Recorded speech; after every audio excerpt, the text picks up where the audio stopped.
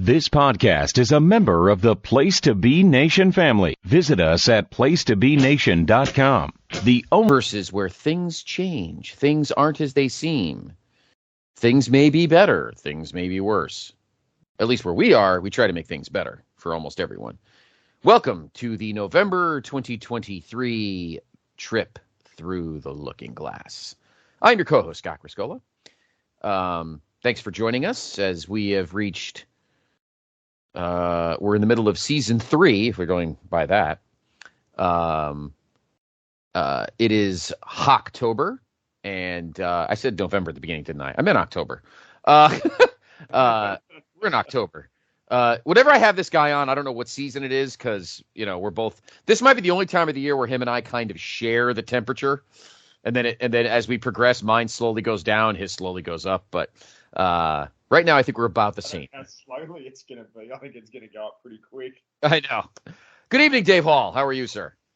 I'm doing well, Scott. I'm doing well. Happy Halloween to all of our listeners. If you're listening as this just around the time this drops, I hope you have a great day, a great night. I guess I know it's in a very, from my perspective, it's a very American holiday. So. I don't get to, it's a bit of a different feel down here in Australia, but, I hope everyone's having a great October. It's fantastic down here in Australia. We love it. We've got our weather warming up as you mentioned, Scott, and as you guys cool down, but it doesn't mean that we can't enjoy all the same things. It's NFL season, and I'm still riding the high from, my Niners knocking off your Cowboys. I'm just going to drop that out there for everyone to hear. And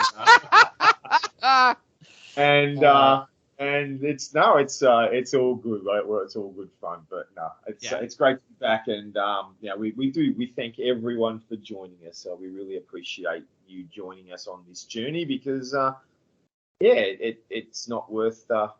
It's sort of hard to do podcasts if no one's listening to them. So thank you very much, everyone. Yes, and just want to warn you, Mr. Hall, you don't win the Super Bowl in October. No, you don't. Just remember that. But no. We've already got the injuries starting to mount up. Yeah.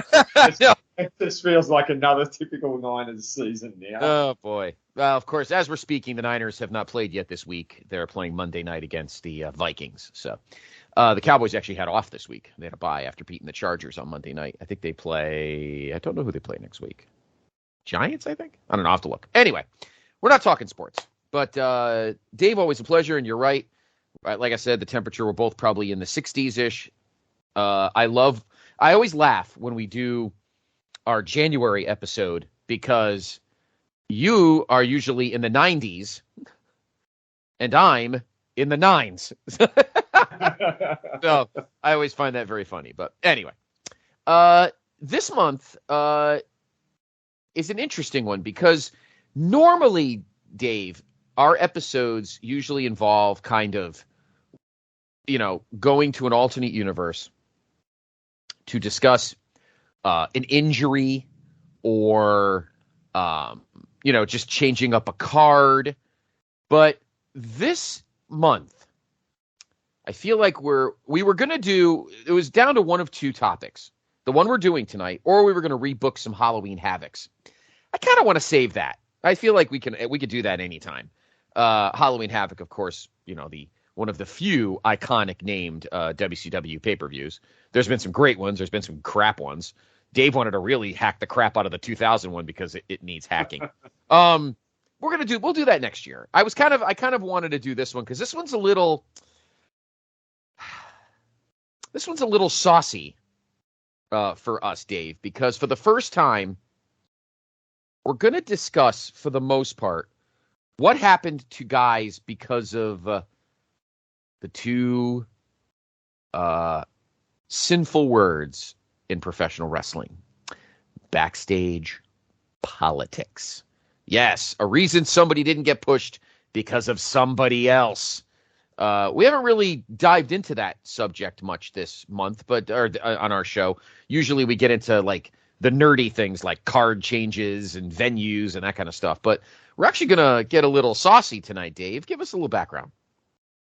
Yeah. This topic, this concept developed a few months ago when Scott and I were talking off off mic, off recording about some issues, and really started delving into the thought process that there are so many professional wrestlers out there who've had what looks like a big push coming, or they've gotten themselves over with the audience. They look like they're ready for a big run in some way, and then for some reason it just gets the rug pulled out from under them. Everything just stops. They get de-pushed. The term of being buried often comes up. Guys who just start going on these massive losing streaks, and it got us talking about how some guys, how their career trajectory was really impacted by these moments. And I want to look today at a couple of guys whose career was heavily impacted by this sort of thing, or at least a part of their career was certainly impacted by this. And I think we're going to have a bit of an interesting journey here, because we've sort of got four guys picked out, and a couple of different time periods. And for one guy, we actually realised there was multiple times in his career that he suffered the frustration of backstage politics coming and biting him in the ass. So multiple eras and multiple promotions. That's right. That's right. That's even crazier. It's going to be an interesting journey today, and I think it's a real, like you said, it's a different concept, because you're talking about blokes who wrestlers who had clear upside, things that they had, things about their character, their persona, their in-ring work that drew attention and made them get over with the audience at different points of their career.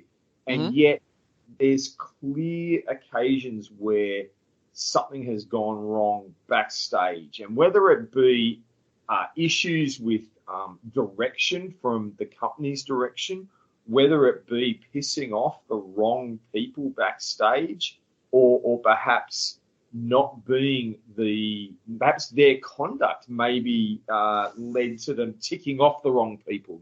There's all sorts of variations there as to what leads to them getting on the bad side of someone, and ultimately the direction they were going gets completely changed.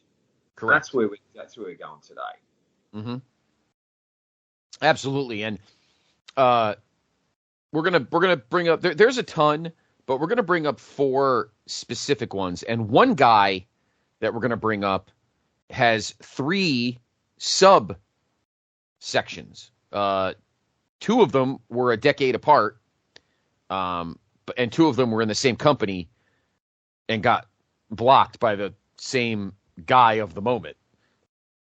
You may know who that is as we expound on it, but yeah, I mean, it's a shame because we can't all get along. We know that.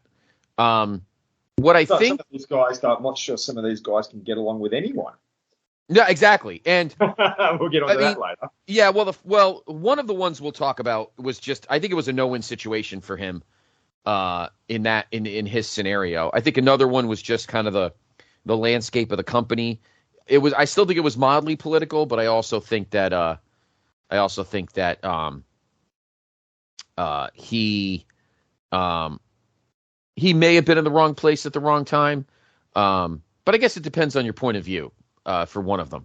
But the other two, he definitely had the opportunity to really, to really push himself and be big at a time when he was really needed, and they totally ruined it. But we'll get to that. So why don't you lead us off, Dave? Who are we going to do first?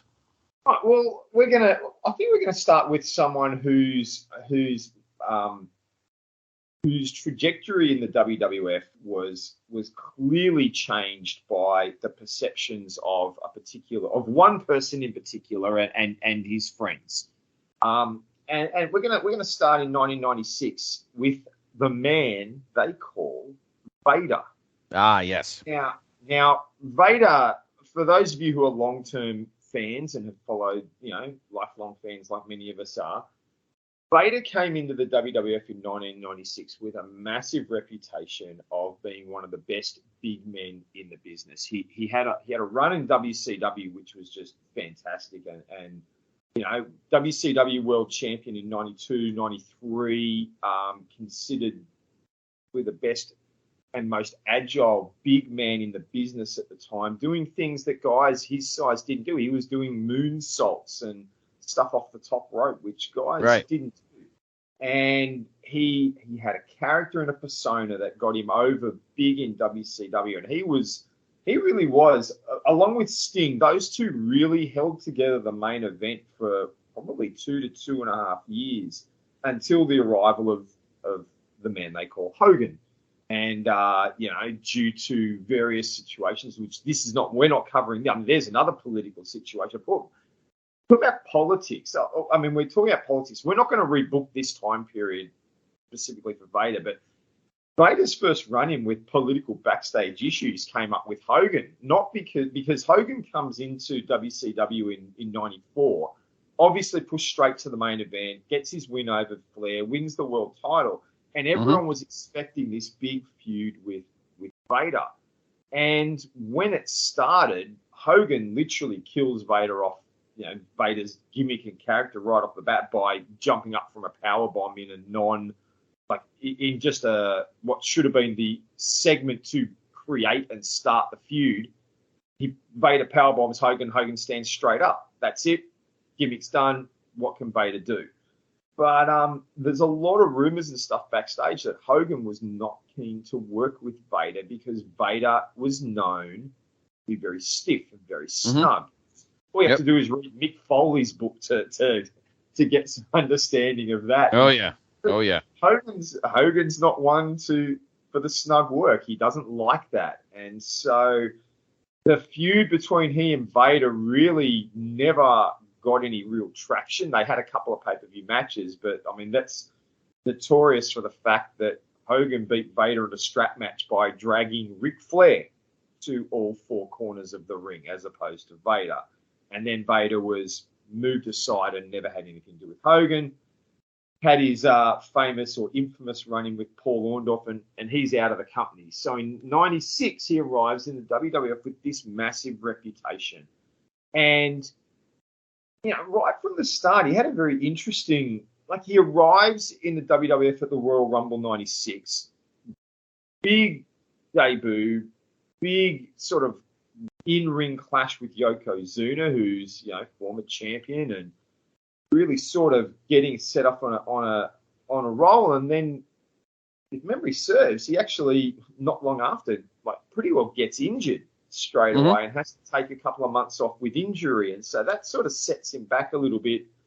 He returns to the ring. He starts this build to the main event picture. And as we all know, 1996, Shawn Michaels beat Bret Hart in the Iron Man match at WrestleMania. He's the reigning world champion and destined to have this run-in with Vader. But, there were issues there. And we all know that Vader's 1996 SummerSlam match with Shawn Michaels is infamous for Michaels chucking a hissy fit in the middle of the match about Vader's work and Vader's positioning and Vader not doing what he was supposed to do. And next thing you know, Vader's out of the picture. And pretty well his WWF career was in the tank from that moment on because Shawn Michaels didn't like what was going on. And it's a real shame because he had so much upside. Yeah, I love Vader through most of his career. Loved him in WCW in the early 90s. He was champion. And again, here's a situation where we can continue to compliment the man they call Sting, because Sting, obviously much more professional than most guys. He had no problem dropping the belt to Vader and battling Vader and wrestling snug with Vader. Again, we know Hulk Hogan's a big fucking baby sometimes. And he infamously said a lot of times it's really about the sizzle. Nobody cares about the steak. And that was just him trying to deflect the fact that as he got older, and was still in the main events, even though his work rate kind of fell through the toilet.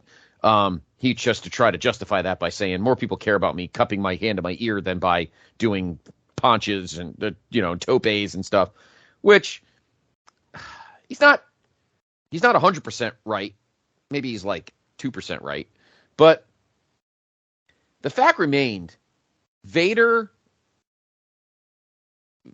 never really was treated like Hogan's equal in 1995. And I think a lot of it led to why WCW had such a crappy 1995.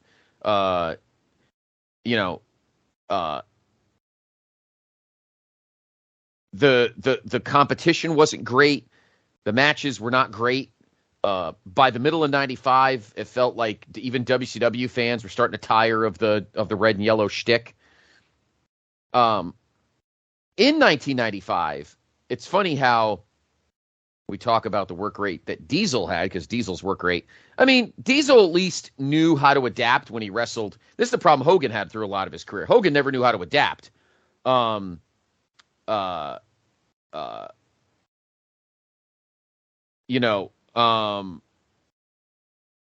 He knew that when he faced a guy like Brett and a guy like Shawn, he knew how to adapt and let the guy dance, let the guy lead the dance. Hogan never did that. Hogan never let anybody lead the dance, even though he had two left feet, to use a dancing term. But the one thing that WWF needed at the time was a guy who was a monster heel that had the presence and the reputation and the respect of a guy that could be a monster heel. Whereas guys like Mabel, was not bringing any kind of anything to the table. By the time WWF got Vader in 1996, he was a welcome presence on the heel side for WWF, and it was coming at a time when we passed WrestleMania, Diesel is leaving, Razor Ramon is leaving, so Shawn Michaels needed that presence. He needed a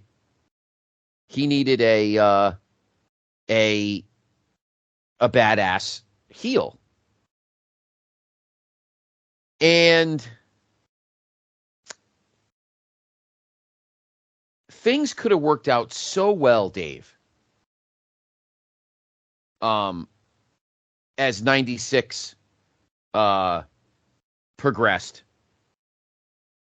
And it just didn't happen. It just didn't happen.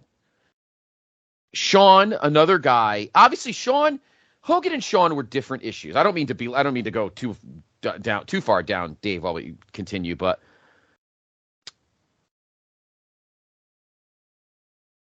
Hogan's problem was he just was scared. He was scared of his spot. I don't think Shawn totally understood. Tell me if I'm wrong. Give me your thoughts on this. Hogan just was scared of losing his spot. And Hogan even knew in the 90s, even though he was not the best worker on the planet, he was never going to lose his spot. But it's give and take. There's give and take. And Hogan just wanted to give and give. Or, take and take. Shawn obviously was not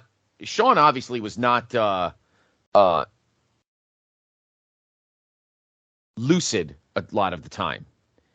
Even when he was at his best in the ring, mentally, I feel like Vince didn't. It's almost like Tony Khan now in AEW. Vince didn't drop the hammer enough to tell Shawn, all right, he's losing. You're dropping the belt tonight. I don't give a shit what you say. This is my company.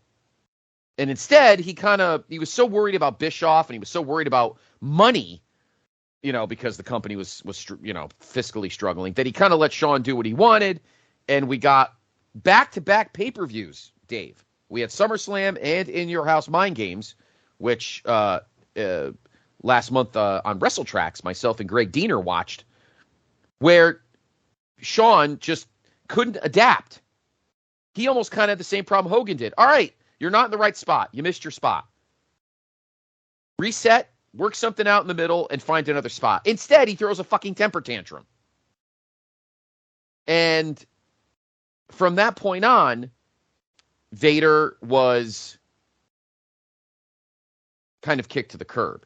Didn't help, of course, that J.J. Dillon, and we talk about this with J.J. If you go deep into the PTB archives, folks, placetobe.podbean.com, JR and I, on a very early episode of the Place to Be podcast, interviewed J.J. Dillon, who I met at a convention. Awesome guy. I got to meet the business manager of the greatest heel faction in the history of the business. It's pretty great. And he pretty much said, yeah, shit happened. He left WWF, went to WCW, and pretty much told Bischoff that, Vader's going to win the title from Shawn at the Survivor Series. Which sucks. And because Vader, I seriously do feel like, Dave, that Vince would have taken Vader seriously as a legit heel that could carry the world title at some time. Don't you agree? Absolutely. I mean, he had everything that Vince likes in a worker. He could work. He's a big man. He looks good in the ring. He can talk people into wanting to see the matches. He had everything that Vince likes in his character. Right. Yeah, and he was a big guy. Vince doesn't care. Vince doesn't care if the heels are fat. Vince cares if the baby faces are fat. that was his only thing. He didn't care if the heels are fat because they're heels. But the reality of it is, both Vader got screwed by wrestling politics and by business politics. He got screwed because Shawn was a fucking brat, and he got screwed because the Monday Night War was still in its relative infancy in 1996.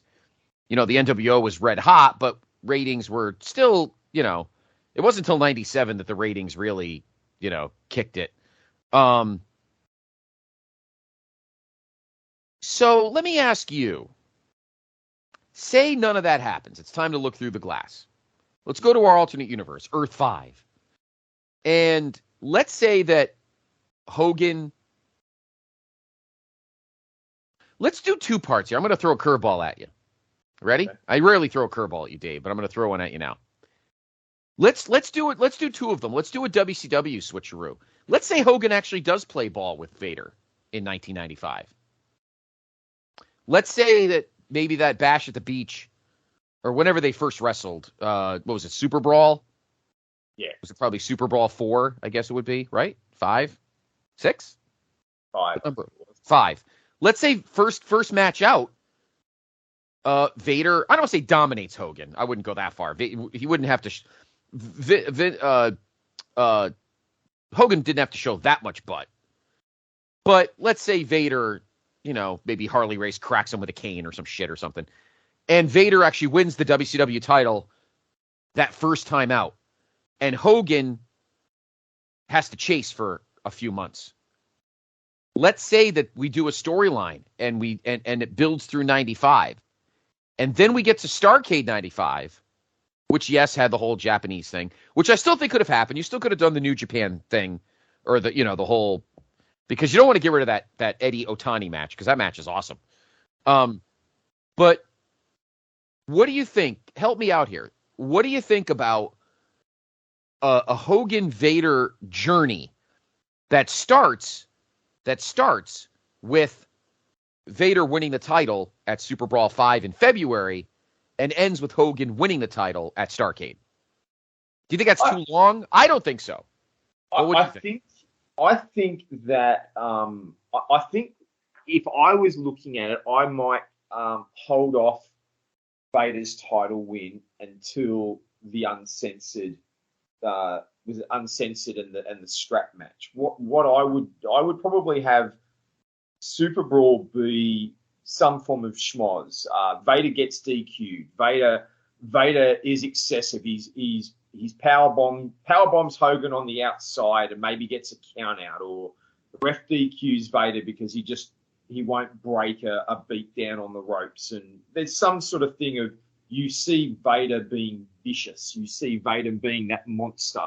And the ref DQs him, even though it looks like he's dominating Hogan, and Hogan can be, helped to the back and all that. Mm-hmm. And then perhaps you run the strap match concept. And the reason I like the idea of the strap match is Hogan can drop the title in a strap match without having to be pinned, without having to submit. You can do the fluke. Not everyone, I don't like it, but it seems wrestling bookers, from what I've seen, love the heel winning a strap match in that controversial fashion where, the bad guy and the good guy both touch 3 turnbuckles, and then, maybe the bad guy gets thrown into the turnbuckle or pulled in. And we've seen that thing, but you can have Hogan lose the title without being beaten down. And I think that's where you could get the belt back onto Vader, and maybe you spend the first month after it, Vader refusing. I'm not going to give you a rematch. There's going to be no rematch. I beat you. That's it.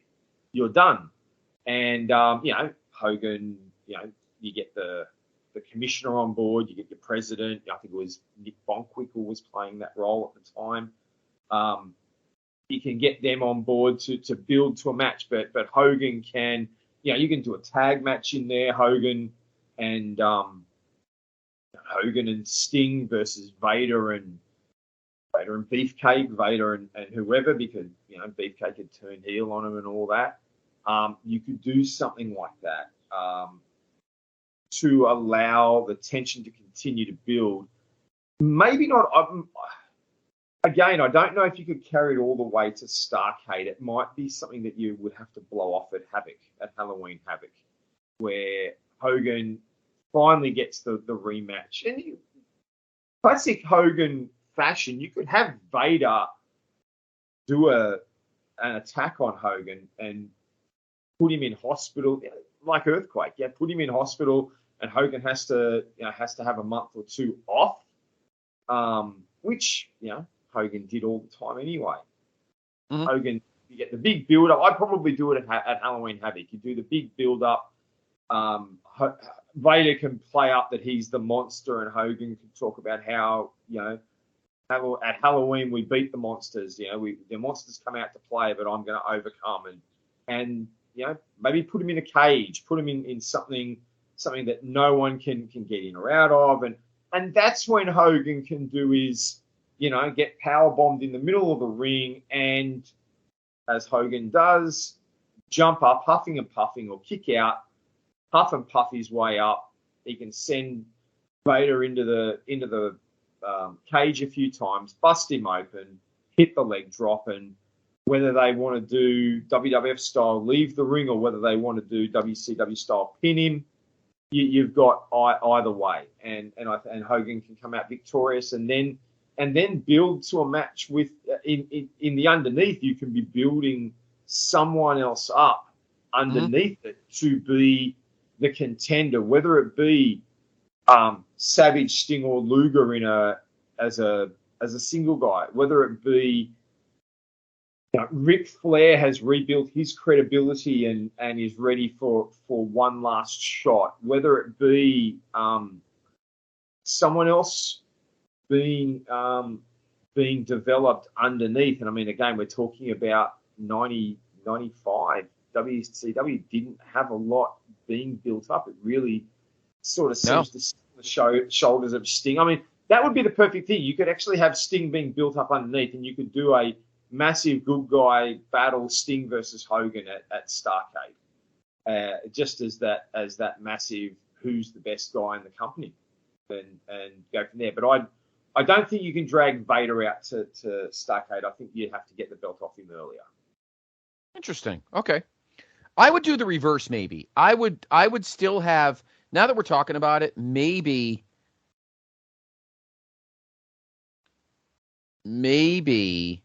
instead of at Super Brawl, he wins the belt at Uncensored. Because Uncensored in the main event is Hogan and Vader in the strap match, which I think Vader could have won there. Then at Slamboree, you have the tag, Hogan and Savage against Flair and Vader, and Hogan, and you could still have Vader as champion. And that's where Vader could do something like attack and injure Hogan, right? Post-match and send him to hospital. Yep. Because Hogan is not. Neither Hogan nor Vader are on the Great American Bash card. The main event of that show is Flair and Savage. And Hogan, I don't even think is on this show. No, he's not. So which means that he's probably off filming at the time, which that creates that opportunity. You can storyline him out with an injury and have Vader carry the title, and Vader can beat up on Savage. Vader could not, wrestle Savage at the Great American Bash. And then at Bash at the Beach, maybe in that match for the steel cage, maybe you can have Hogan win there. So you don't even have to go as far as Great America as far as Halloween Havoc. Maybe you even have Hogan win here on the beach in the cage match. 1 year anniversary of his first championship win. Exactly. So maybe you do that. So that's a scenario where at least Hogan looks, or Vader looks better in 95. In my opinion, I think Hogan looks better in 95 too, and maybe the crowd doesn't, kind of get sick of him because he just keeps winning and he's taking the fun out of everything by constantly winning. That's a possibility too.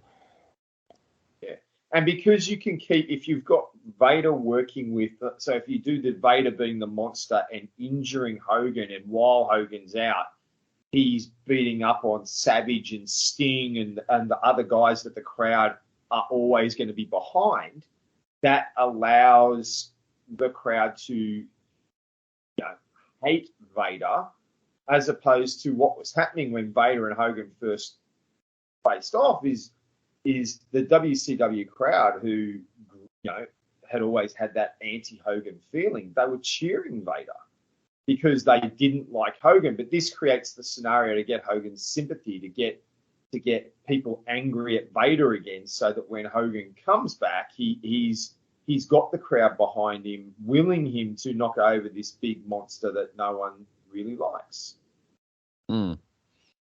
Yeah. So even if Vader still leaves and goes, because the assumption to me is once the NWO does come in, I think Vader would have not fit anyway. So I'm okay with Vader ended up, but at least leaving on his terms instead of someone else's. Yeah. Now, let's fast forward. I still would have had Shawn. The Shawn beating Vader at SummerSlam is not the problem. It's the temper tantrum and being a big brat because he couldn't get his perfect move. And whinging about it after the match, allegedly, yes, behind the scenes to Vince, and that's what derailed Vader. It was that what happened during the match and after the match that derailed Vader's push. Right. And then I'm glad, as much as that match is awesome, and again, Greg Diener and I watched on last month's episode of Wrestle Tracks. Oh, and incidentally, just a little programming note. If you miss Dave and I doing Halloween Havocs tonight, don't worry. Mr. Diener and I will have you covered for Wrestle Tracks this month. I'll just leave it at that. Craig's like, Dave's like, damn, no. I will say, eventually, once we get the show, we said it about our show too, but Dave and I would love to have guests down the line, and we're going to work on that.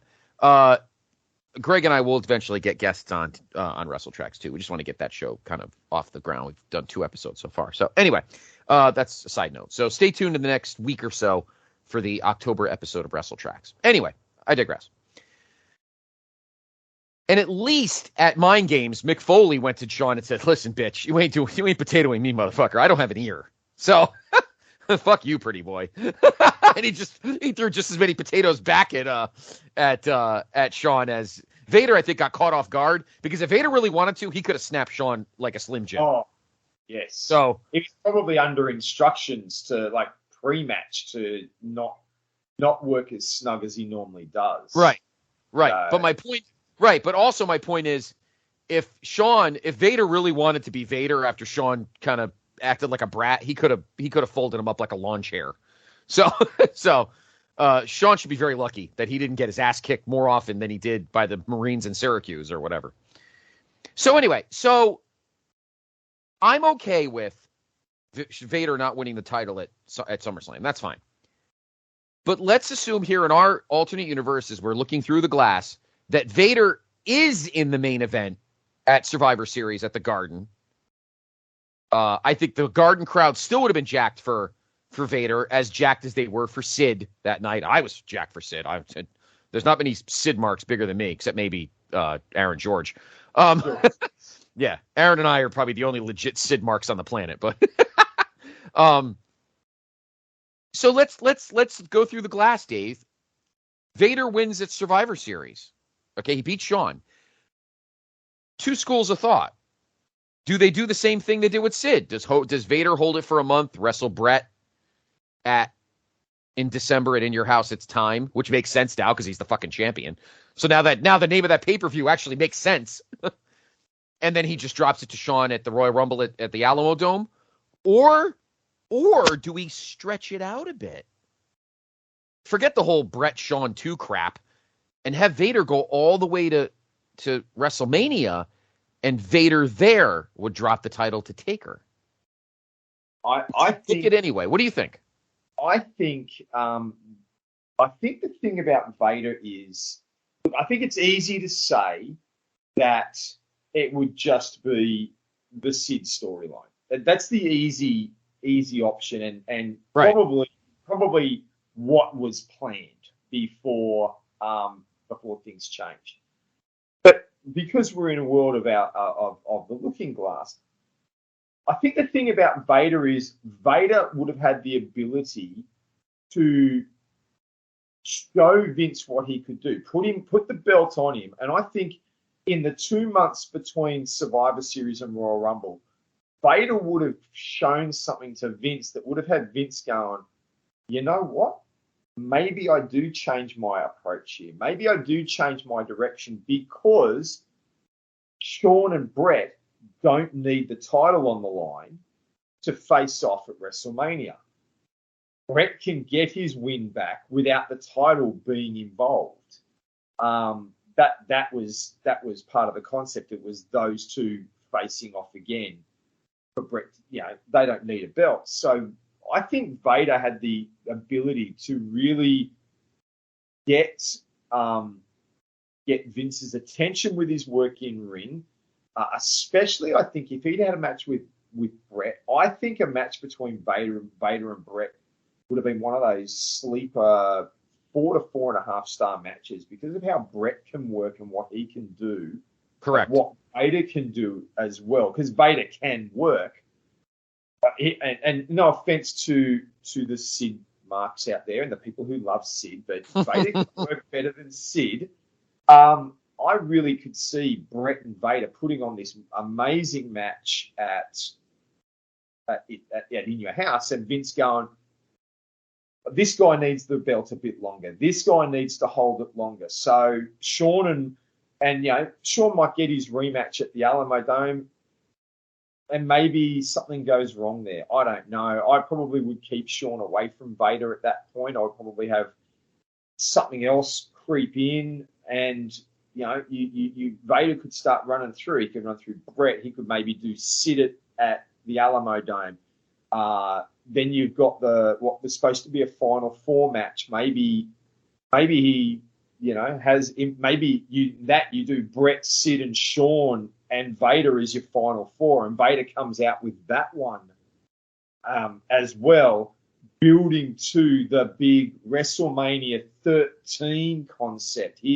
Again, you've got that unlucky 13, that 13 is that feeling almost similar to Halloween Havoc. You've got that concept where you could go Vader the big monster and Undertaker our other monster. Clash of the Monsters, let him go, and then Undertaker is the one who brings the belt away from Vader and captures it for his opportunity to have a run with it. Okay. Yeah, I mean, it probably makes sense to just keep but at least it makes Vader, looking ahead too, Dave, it makes Vader strong as you move through 97, because I feel like he becomes like utterly useless by the middle of the year. And because he'd been burned, because he'd been de-pushed, he was just a waste of time.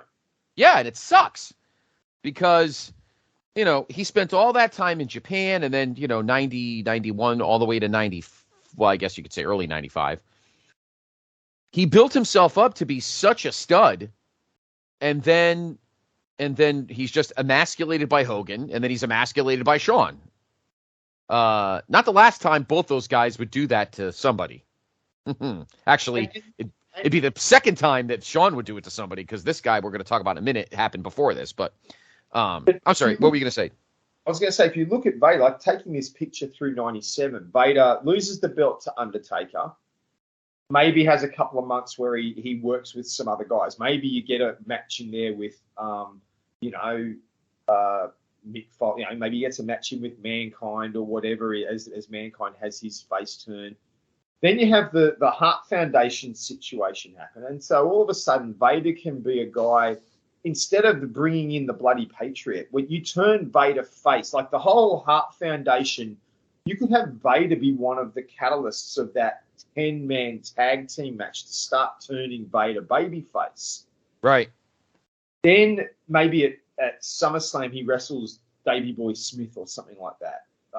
And possibly, or Owen, or not Owen, because that's the Austin thing, but maybe he wrestles Davey Boy or the Amble or someone. But then you could start that picture, instead of bringing in the Patriot, who really, put straight in the main event for nothing else than it was the USA gimmick. Why not put Vader in that match and have him have a really solid match again with Brett, and Brett wins? Then when you put the belt back on Shawn, when you have the screw job and Shawn's got the belt, all of a sudden In Your House DX can be Vader versus Shawn. Vader going, I beat you before, I can do it again, and Shawn not laying down for anyone. Shawn can get his win back there. Big time win. He can beat him clean. He can super kick, or DX can interfere, or Owen can interfere at the end. Who knows? But you can have Vader then becomes a guy who can help elevate the new world champions, 2 or 3 times over the next 12 months. Right. Totally. Yeah.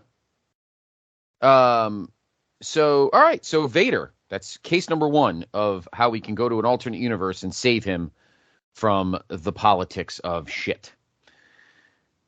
Case number 2, Dave, where do you want to go? I want to jump us to what will be probably a bit of a short one, because I want to look at one that's very well known for a different political reason. And that is, what do you do when you've got a guy who's massively over and been doing well in your main event picture, but you've promised You basically for 12 months indicated that your main event of WrestleMania was going to be Rock versus Cena. And of course, I want to briefly look at CM Punk in 2013 because CM Punk really ran afoul of politics here because Punk had done a lot in his time as champion in 2011 and 2012 to really warrant a main event, the last match at WrestleMania as the champion again. And yet, because everything was being built towards Cena versus Rock 2, you had this situation where they had to get the belt off Punk to put it on one of those two so that they could have their rematch. And Punk drops down, not that dropping down to them to face Taker isn't much of a drop down, but clearly it was something that irritated Punk. It's something that irritated a lot of fans, but this was a political situation that Punk really had no control over. Vince wanted to do Rock versus Cena again, and he wanted the second time around to be for the title. And as a result, they had to get the belt off Punk and move him out of the way. And, could there have been another way? Is there a way that Punk could have been involved in the main event and still Rock and Cena have their rematch or be involved? What are your thoughts there, Scott? There's a very easy answer to this, Dave. I'm glad we talked about this because this is so ridiculously easy. It's embarrassing and it's insulting. Why does the belt have to be on Rock at all? Triple H and Undertaker wrestled 2 straight years without a belt. Shawn Michaels and The Undertaker wrestled 2 straight years without a belt. Why the hell did Rock have to win the belt? Why couldn't Cena just beat Rock in the main event? Why couldn't Cena? First off, Rock coming back fucked everything up anyway. And now it may be happening to Cody, which I hope it doesn't. I understand Rock and Cena had to go last. I get that. And that's fine. Because right now, let's start at Survivor Series 2011 when Cena and Rock were in the tag, but earlier in the show, Punk beat Del Rio to win the title. So his title reign starts. Okay.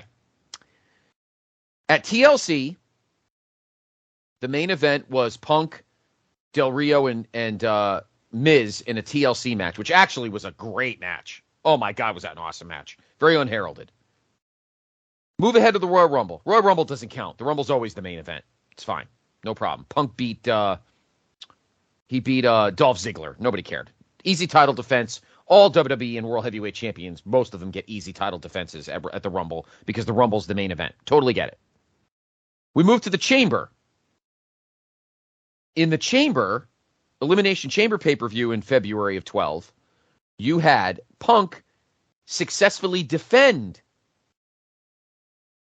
the title in the Chamber. Guess where that match was? First. Guess what the main event was of that match? John Cena and Kane in an ambulance match. Are you serious? You're telling me. Now, the other Chamber match was Daniel Bryan defending the Chamber, and both guys won. Let's make that clear, Dave. Yes. Both guys won. Punk kept the belt in his Chamber match. Daniel Bryan kept the belt in his Chamber match. Punk's Chamber match had Miz, Jericho, Kofi, Dolph, and R-Truth. Daniel Bryan's had, and this is even worse, Daniel Bryan's had Santino, Wade, Cody Rhodes, Big Show, and Khali. Was the roster that lousy that those were the best they could do in both of those chambers? Because there is some dead weight in both of those chambers. But I would have at least had one of those. I don't think Punk would have got mad if Daniel Bryan's Chamber match was on last. That's fine. Usually one chamber has to curtain jerk. It's usually the way they do it. And I'm fine with that. I would have had at least one of the other chambers in the main event. John Cena versus Kane in an ambulance match does not draw flies. And this is where I think I didn't really hate Cena as much in this stretch, more than I did in like 06, 07. But this was egregious. That John Cena and Kane in an ambulance match was the friggin' main event. I know we're going to stretch this out, Dave, longer than I know you plan to, but I need to map this out because this is what we're getting to. So bear with me. So we move ahead to WrestleMania 28 in Miami, and Rock and Cena is the main event. I'm fine with that. It's got to be. I'm fine with that. Meanwhile, Punk and Jericho, which is the second to last match, so Punk can't totally bitch. It is the second to last match, at least. And unlike Daniel Bryan, he didn't lose in 18 seconds. That match went 22-23. It was the third longest match of the show behind Taker, Triple H, and Rock Cena. You want to talk politics? Those two matches were an hour combined. Isn't that insane, Dave? Taker Triple H was 30-53, and Rock Cena was 30-35. I just watched the Rock Cena match, actually, recently, just for the hell of it. And I liked it. Punk and Jericho was the second to last match. Fine. Totally fine with that. We now move ahead to Extreme Rules. Now, I get it. Extreme Rules, the main event was Brock and Cena. I get it. Having said that, I would not have done this match. I still would have had Punk and Jericho in the main event. In a Chicago street fight in Punk's hometown, I would not even have had this match. I would not have done Cena Brock in that spot. I wouldn't have. I'd have waited. Because I don't think Brock was ready. I mean, obviously he was not. You know, this show is embarrassingly. This is the pits. Over the Limit, which was in May in I think it was in St. Louis. Am I right? No, Raleigh, North Carolina. Okay.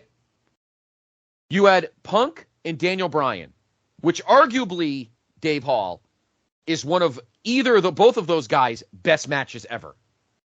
And on my GWWE Top 100 list, I think I have it like, I'll look another day. It's in my top 15. I think I have it at like 12. If anyone's never seen that match, Punk and Daniel Bryan, it's Punk and Daniel Bryan. The match is amazing. Amazing. Why is that match not last? Because our main event had to be in a, quote, no DQ match, John Cena and John Laurinaitis. That is more egregious than John Cena versus Kane in an ambulance match. At least Kane's a wrestler. I'm sorry John Laurinaitis is not carrying the New Zealand flag to the ring with the friggin' sheep herders. Or bringing out his skateboard. Dave's like, I can't believe I pulled a ripcord on this.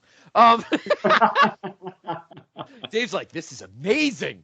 That is just criminal. That Punk Daniel Bryan match is so damn good. Almost every other match, excuse me, my God, I'm losing my voice. Every other match on this card is better than that match. Christian and Miz in a battle royal. You had Kofi and Truth against Dolph and Jack Swagger. Layla Beth Phoenix. Sheamus, Del Rio, Jericho, and Orton in a fatal four-way for the world title. Christian and Cody in an Intercontinental title match from later in the night. Ryback, Camacho, we could skip. So you got to, but how do you not have Punk and Daniel Bryan in the main event? And instead we got to watch Cena and John friggin' Laurinaitis. And then the following month, No Way Out, which was my buddy saw because I was at the Meadowlands. Punk and Daniel Bryan and Kane in a triple threat should have been the main event. Instead, we get Cena and Big Show in a cage. Why this Cena Laurinaitis storyline was so saucy for Vince that he had to eat up 3 straight damn pay-per-view main events to do it. Absolutely ridiculous. And I know, folks, I'm getting to a point. Trust me, I am. Money in the Bank. All right. Money in the Bank was the following. It was in Phoenix. The main event. Now, Punk and Daniel Bryan again. It's 5th. It's not even 7th. Guess what the next 2 matches are before the Money in the Bank match?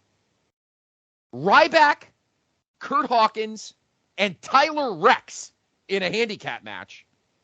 And then Caitlyn, Layla, and Tamina against Beth Phoenix, Eve Torres, and Natalya in a Diva 6 Diva tag. And then the main event is a Money in the Bank ladder match. And who wins it? John Cena. Boy, he'd never won a Money in the Bank before. Come on, Scott, you've got to give him a chance. You've got to give this up and coming guy an opportunity to shine. Now, I would have put, you know what's sad, Dave? There were 2 Money in the Banks that night because there was a World Heavyweight Championship. Guess who won that Money in the Bank? Dolph Ziggler. I was going to say, it had to have been John Cena, didn't he? He was wrestling in every match by now. Exactly. He wins both briefcases. Meanwhile, Daniel Bryan and CM Punk in a no DQ is 5th. It's not even second to last. It's 5th. Because we need 2 heater matches on that show. Ryback, Kurt Hawkins, and Tyler Rex. And then Caitlyn, Layla, and Tamina against Beth Phoenix, Eve Torres, and Natalya. And her stupid cats. Maybe the cats were managing in the match. Who knows? Then it's SummerSlam. At SummerSlam,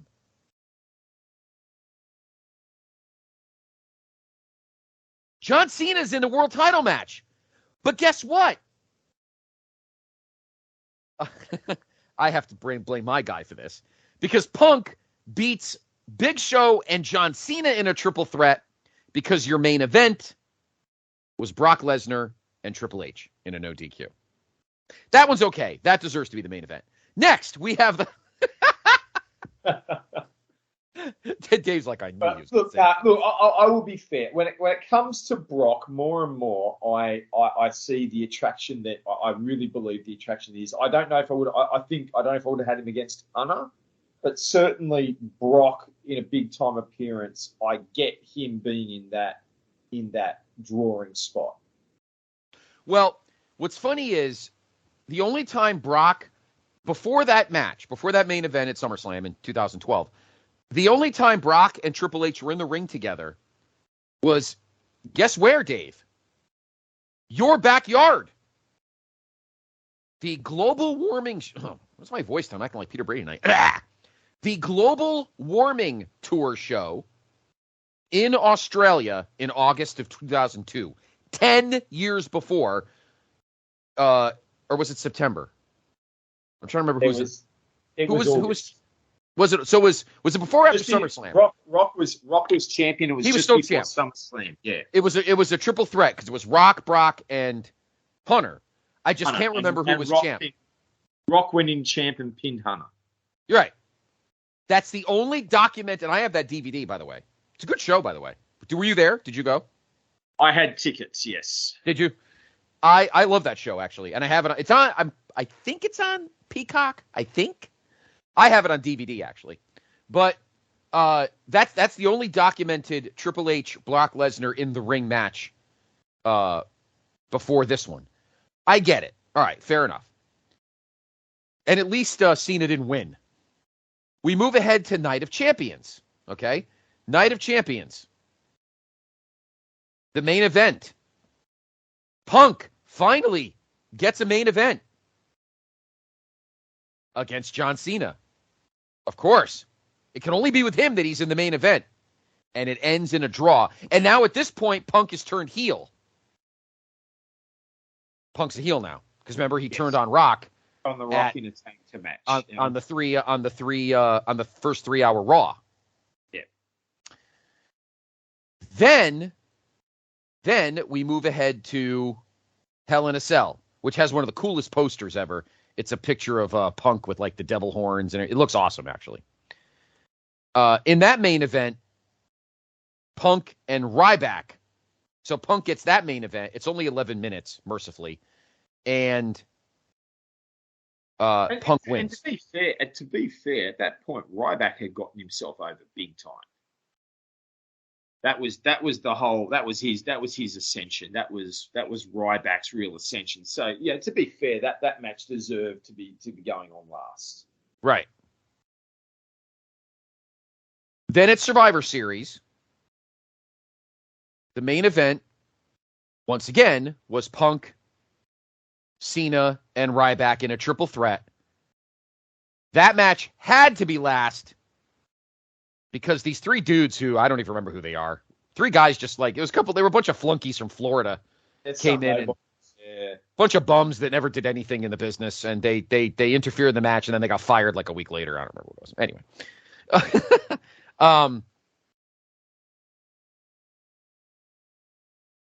You all know who we're talking about, of course.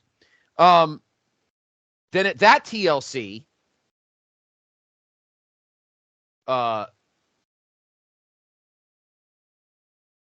Punk doesn't even wrestle. Not even on the show. Which is fine. It's okay. World champion doesn't have to be on every week. The main event was Dolph against Cena for Dolph's briefcase. Bad enough that Cena cashed in his briefcase and blew it. Now he's trying to take the other guy's briefcase away. What a jerk. Then now here's the problem. The following week, or the following month, the 2013 Royal Rumble. Okay? You have Rock and Punk. Now, Cena wins the Rumble. I would do a tit for tat.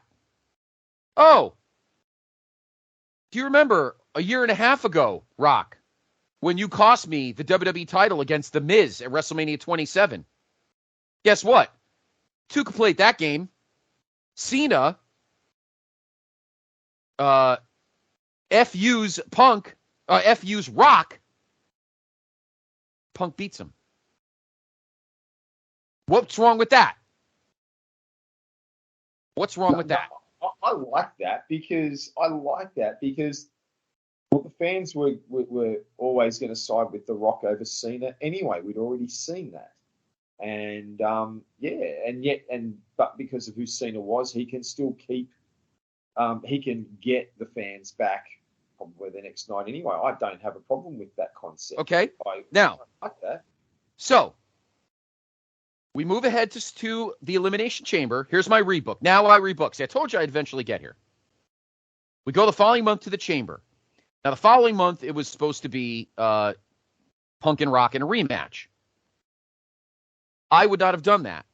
I would have had The Rock win a number one contenders chamber because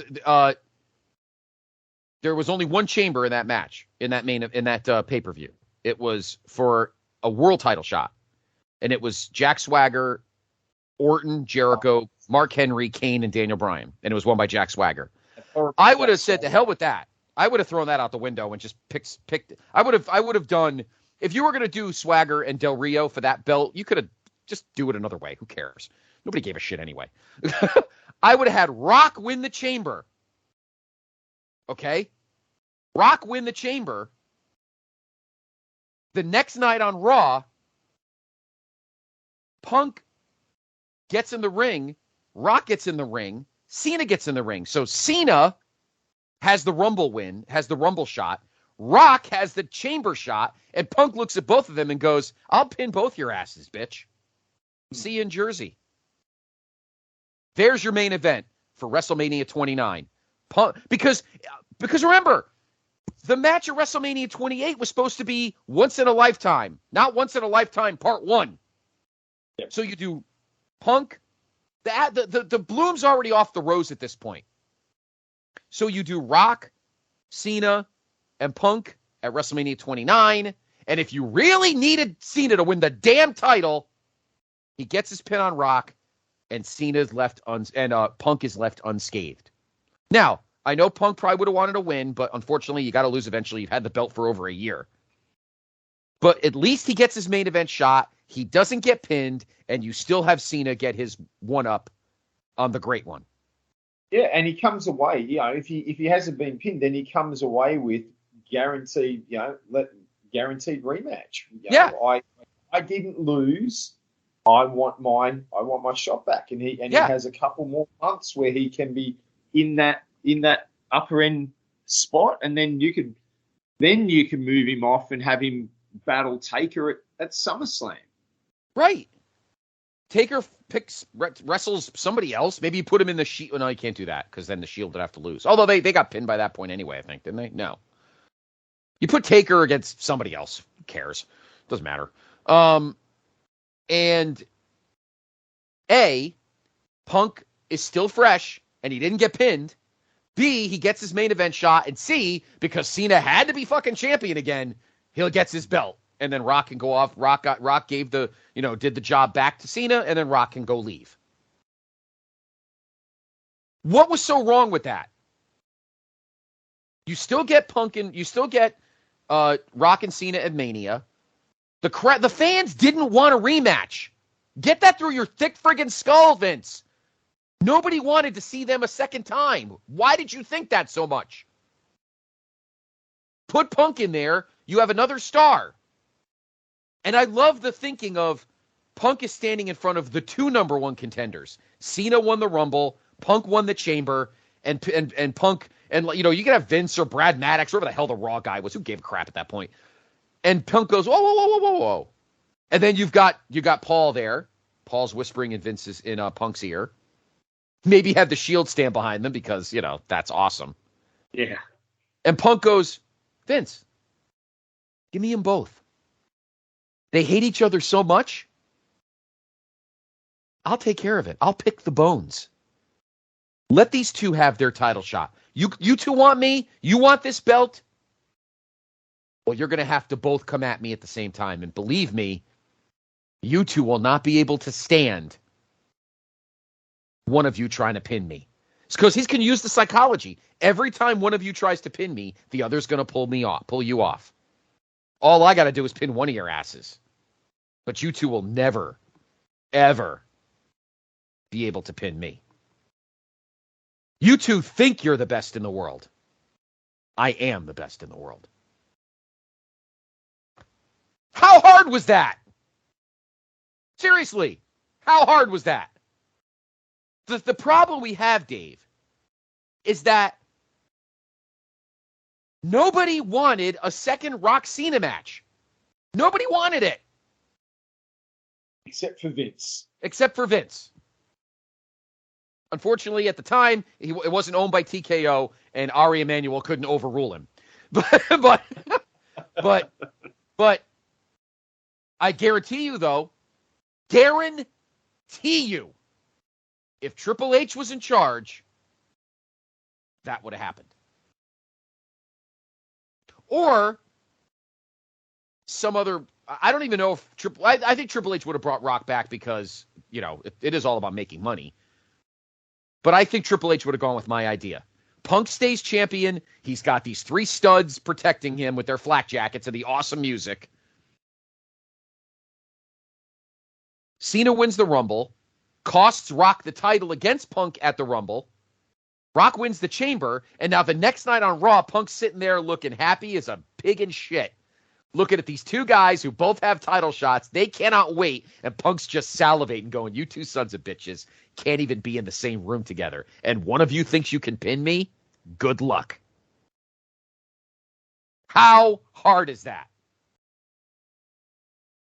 It's the easiest way to do it. And as I said before, Punk, Punk had earned the right. He had built his credibility to the point that he would be accepted in that spot as well. The fans, the crowd, the audience would accept him as that third man in that scenario. It's not like you're putting the Miz in there, or you're putting Dolph Ziggler in there and someone who just shouldn't be there. Punk has held that title for so long. The heel, and to me, it was almost the heel turn on Rock really sort of cemented him into that upper level, and that's the thing about this situation is Punk and Rock. As they built near Mania, Punk was completely involved with everything that was going on between Rock and Cena. So it really was that three-way storyline, and Punk got moved out because they had decided 12 months earlier that they wanted the main event to be Cena versus Rock.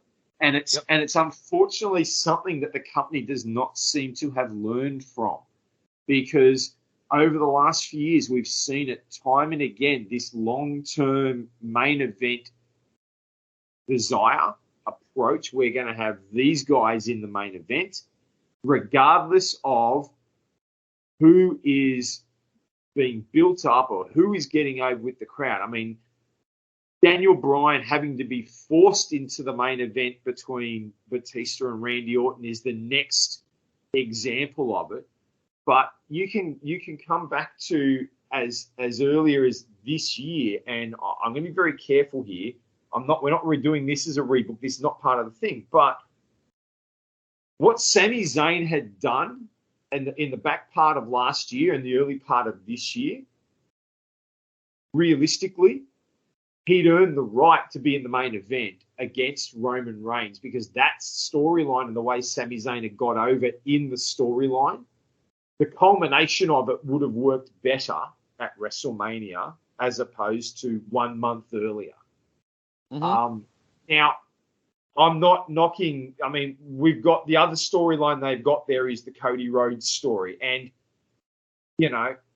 Cody Rhodes had come in and then he'd been injured and they were building to what they wanted to build. But it really was Sami Zayn can't be in the main event at WrestleMania because Cody Rhodes is going to be in the main event at WrestleMania. Right. So it's another example. And this is, like I said, this is not a shot at because I like Cody and I liked what they were doing with him. Apart from losing, we've had that talk. That's another story. But right. But it's just where I'm coming from is it's these examples of we've got our main event booked. Nothing is going to change our mind, and it nearly happened again. I mean, we were you talk about the women's revolution, the whole Becky Lynch, Becky.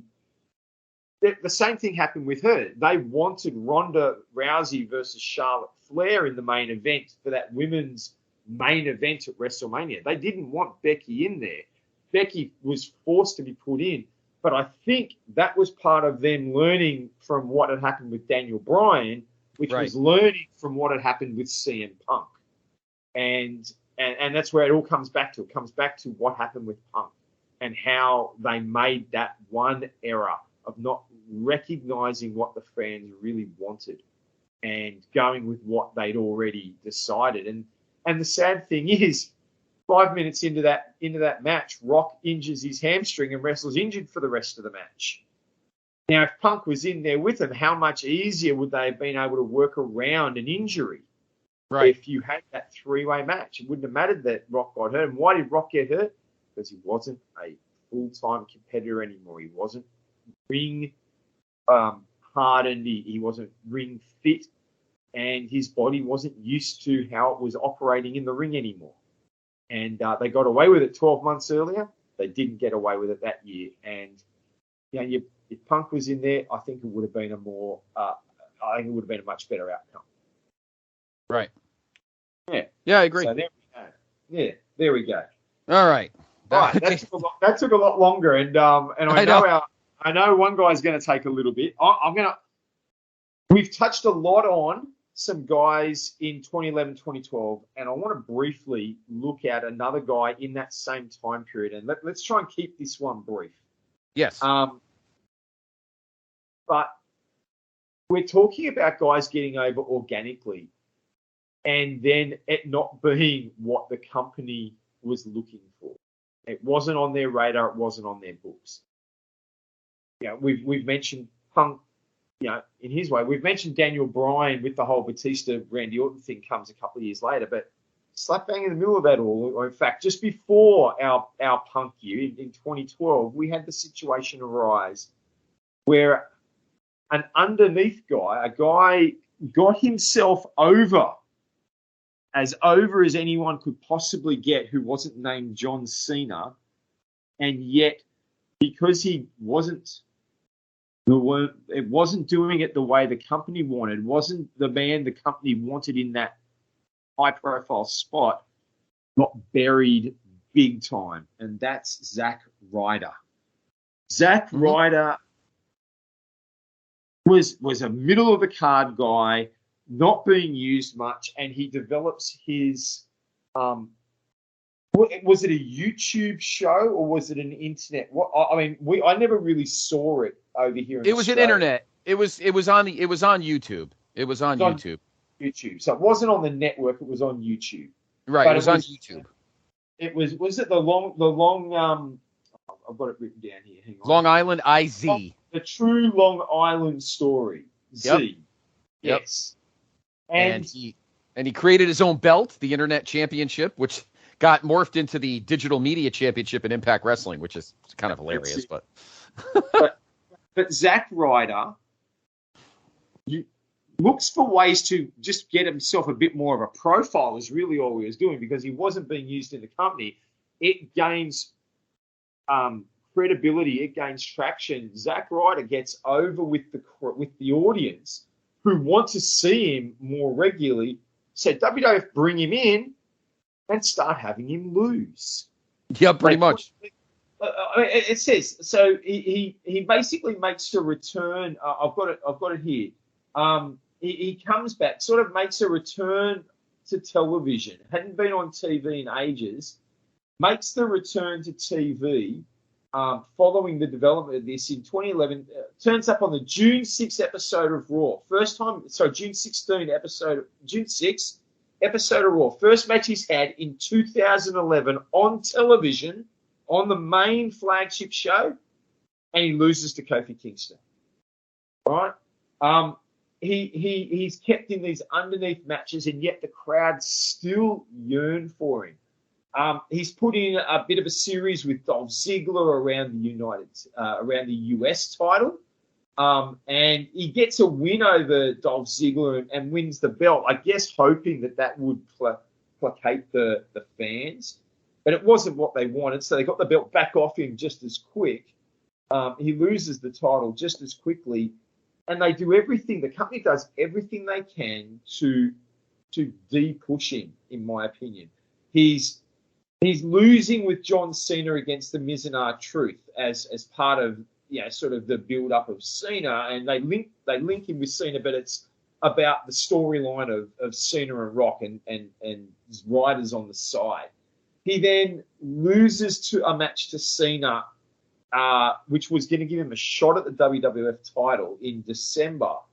And I think that was the WWF hoping, okay, he had an opportunity, but we're not going to go any further with him. But it didn't stop the crowd from building underneath. And so you move into 2012. Here's this guy who is significantly over. So what do? They give him a kayfabe injury and don't have him in the Royal Rumble, probably because they were scared at what would happen from a crowd perspective if he was in it. They bury him by having him get pummeled by Kane. And you mentioned earlier the ambulance match between Kane and Cena at Elimination Chamber. That was playing off the back of the Zack Ryder storyline as well. So Zack Ryder, here's this guy, gets over with the fans, to the point that he is having his name chanted at Survivor Series 2011 when he's not even on the show. Yep. I mean, this is the precursor to what happened to Daniel Bryan.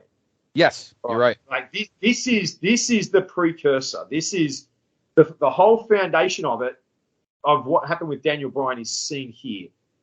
With Daniel Bryan, they changed direction. With Zack Ryder, they did not. And you get this situation where they really just are looking for ways. They just don't want him getting in this prominent spot. And it's a real shame. And so WrestleMania 28, Zack Ryder, one of the most over guys in the company, ends up doing nothing. He's not a part of that show. And I want to pitch to you a potential alteration of how to build on what was happening with Zack Ryder. And it ties in with the other world picture, because Punk was the world champ. You had the Rock Cena storyline. So Punk was WWE champ. The Rock Cena storyline going on. And on the other side of the equation, you had Daniel Bryan, who was getting his momentum as a heel champion. What I think could have been done to build and draw on what was happening with Zack Ryder is you move Zack Ryder into that world title picture with Daniel Bryan. And I think you could have done it. I think you could, honestly, what I would have done with the momentum that Zack Ryder had, you put Zack Ryder over at the Royal Rumble. You have him win the Royal Rumble. He comes in as a shock 30. He can fluke win it. It doesn't matter how he wins. He doesn't have to be the dominant winner. He could fluke win it. You could have, Sheamus won that one. Is that the one where Sheamus ousted, did he oust Cena at the end of that one? I'm just trying to remember that Royal Rumble. Is that where he ousted Cena at the end to win it? You could have you could have Cena and Sheamus battling in the ropes, and Zack Ryder flips them both out. Zack Ryder is the shock winner. You could run Zack on the wave of this crowd fanfare into a match with Daniel Bryan at WrestleMania. And instead of having Daniel Bryan lose to Sheamus at Mania in next to no time, which was a real unfortunate situation, you could have Bryan and Zack Ryder have a great match, give him 15, 20 minutes. Bryan beats him, and then you can move Bryan back onto the series with Sheamus, and they can do their thing. But it gives Zack Ryder, I feel like the completion of the story. A guy who gets himself over, earned a shot, doesn't make it, that's fine. And then they can start to do other things with him. But they didn't capitalize on what they had, and all they want to do is just bury him. We didn't get him over. It didn't happen the way it should on Raw and on SmackDown. So we've got to do something to have the fans realize Zack Ryder's not who you should be cheering for. And it didn't work. And he kept getting cheered. They kept pushing. And unfortunately, in the end, it did work eventually because they beat him so much that the fans did stop caring. And he wasn't making any money for the WWF, so they let him go. And what does he do? He goes into the independent scene and carves out a very successful career for himself on the independent scene, to the point now where people are saying WWF should bring him back, and he doesn't want to go. I don't totally disagree with that. I don't know if Zack Ryder would ever have the clout of a world champion. And did you say, Dave, I don't mean to correct you, but did you say he wasn't at WrestleMania 28? Yeah, I'm looking at the 28 card and I can't see him. He's in that Team Raw versus Team SmackDown, because remember that's when Eve turns heel. Oh, he is too. Sorry. But even then, that's a nothing match. 12 people. That's all it did was really accentuate the fact that he looked like a chump again. Yeah. So he wasn't utilized at WrestleMania is probably the best way to say it. And, Right. and I think you could have ridden the wave of the popularity, even in because the Daniel Bryan Sheamus series really picks up after WrestleMania. So you can have Daniel Bryan beat Zack Ryder and then do the Sheamus thing. And I don't Right. think anyone misses out on anything. Sheamus gets a good win the next month and takes the title off of Daniel Bryan a month later. I think it's just as valuable. Yeah. All right. I could go for that. Why not? You know, it's a tough spot for Ryder because you're already trying to get Punk over. So I don't know if you could attempt to try to squeeze both in. Although the World Heavyweight title kind of got ignored throughout most of 2012, so Which is maybe why I'm saying it's not a bad thing. No, you're probably right. I wish they'd figured out that Alberto Del Rio was a piece of crap earlier. They could have got rid of him. But yeah, no, I liked Zack Ryder, and it's a shame. I think Vince, that was the company just being a bunch of spoiled brats who hated the fact that this guy got over without any of their help. I think that was just bad business. That was just immature, catty, petty, spoiled bratness, if that's such a word. Yeah, We'll leave it at that. And it's something that we've seen them try to do on subsequent occasions. But as I said, Daniel Bryan and Becky Lynch, they tried to do it to them again. But I think the fans had learned, you know, you're not going to take this away from us now. We're gonna ride these guys because they are our guys, and allowed them to force a change of direction. Right. Which unfortunately Zack Ryder didn't get that. I think Zack Ryder is the first case of someone getting over that wasn't supposed to.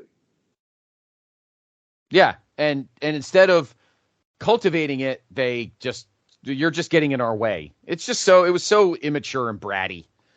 So we'll leave it at that. We don't have to go much further. But yeah, it was just immature brattiness that did that to Zack Ryder, and that's a shame.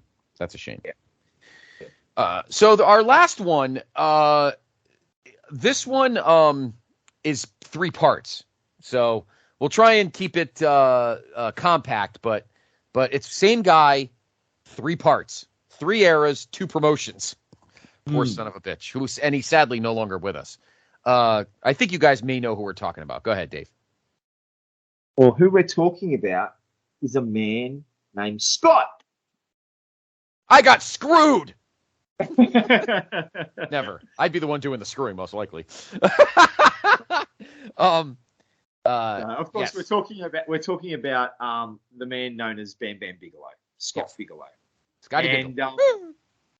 And yeah, there's 3 clear occasions where politics have had a significant impact in his career. So we just want to touch on each one of them and have a look at would things have been different for him and how. And so we're going to do them chronologically. The first time, so Bam Bam Bigelow sort of came on he sort of turned up on the scene it really felt like out of nowhere. Now, the Aptamags, you can see if you read the Aptamags, he sort of started his career in probably late 86, early 87. He was working the independents, known actually quite part of the story is tied with Paul Heyman, because Paul Heyman sort of used him as a featured person on a show that he sort of developed in New York at is it Studio 90? I'm going to get this one wrong. 97 or something like that. I can't remember if that's the right number.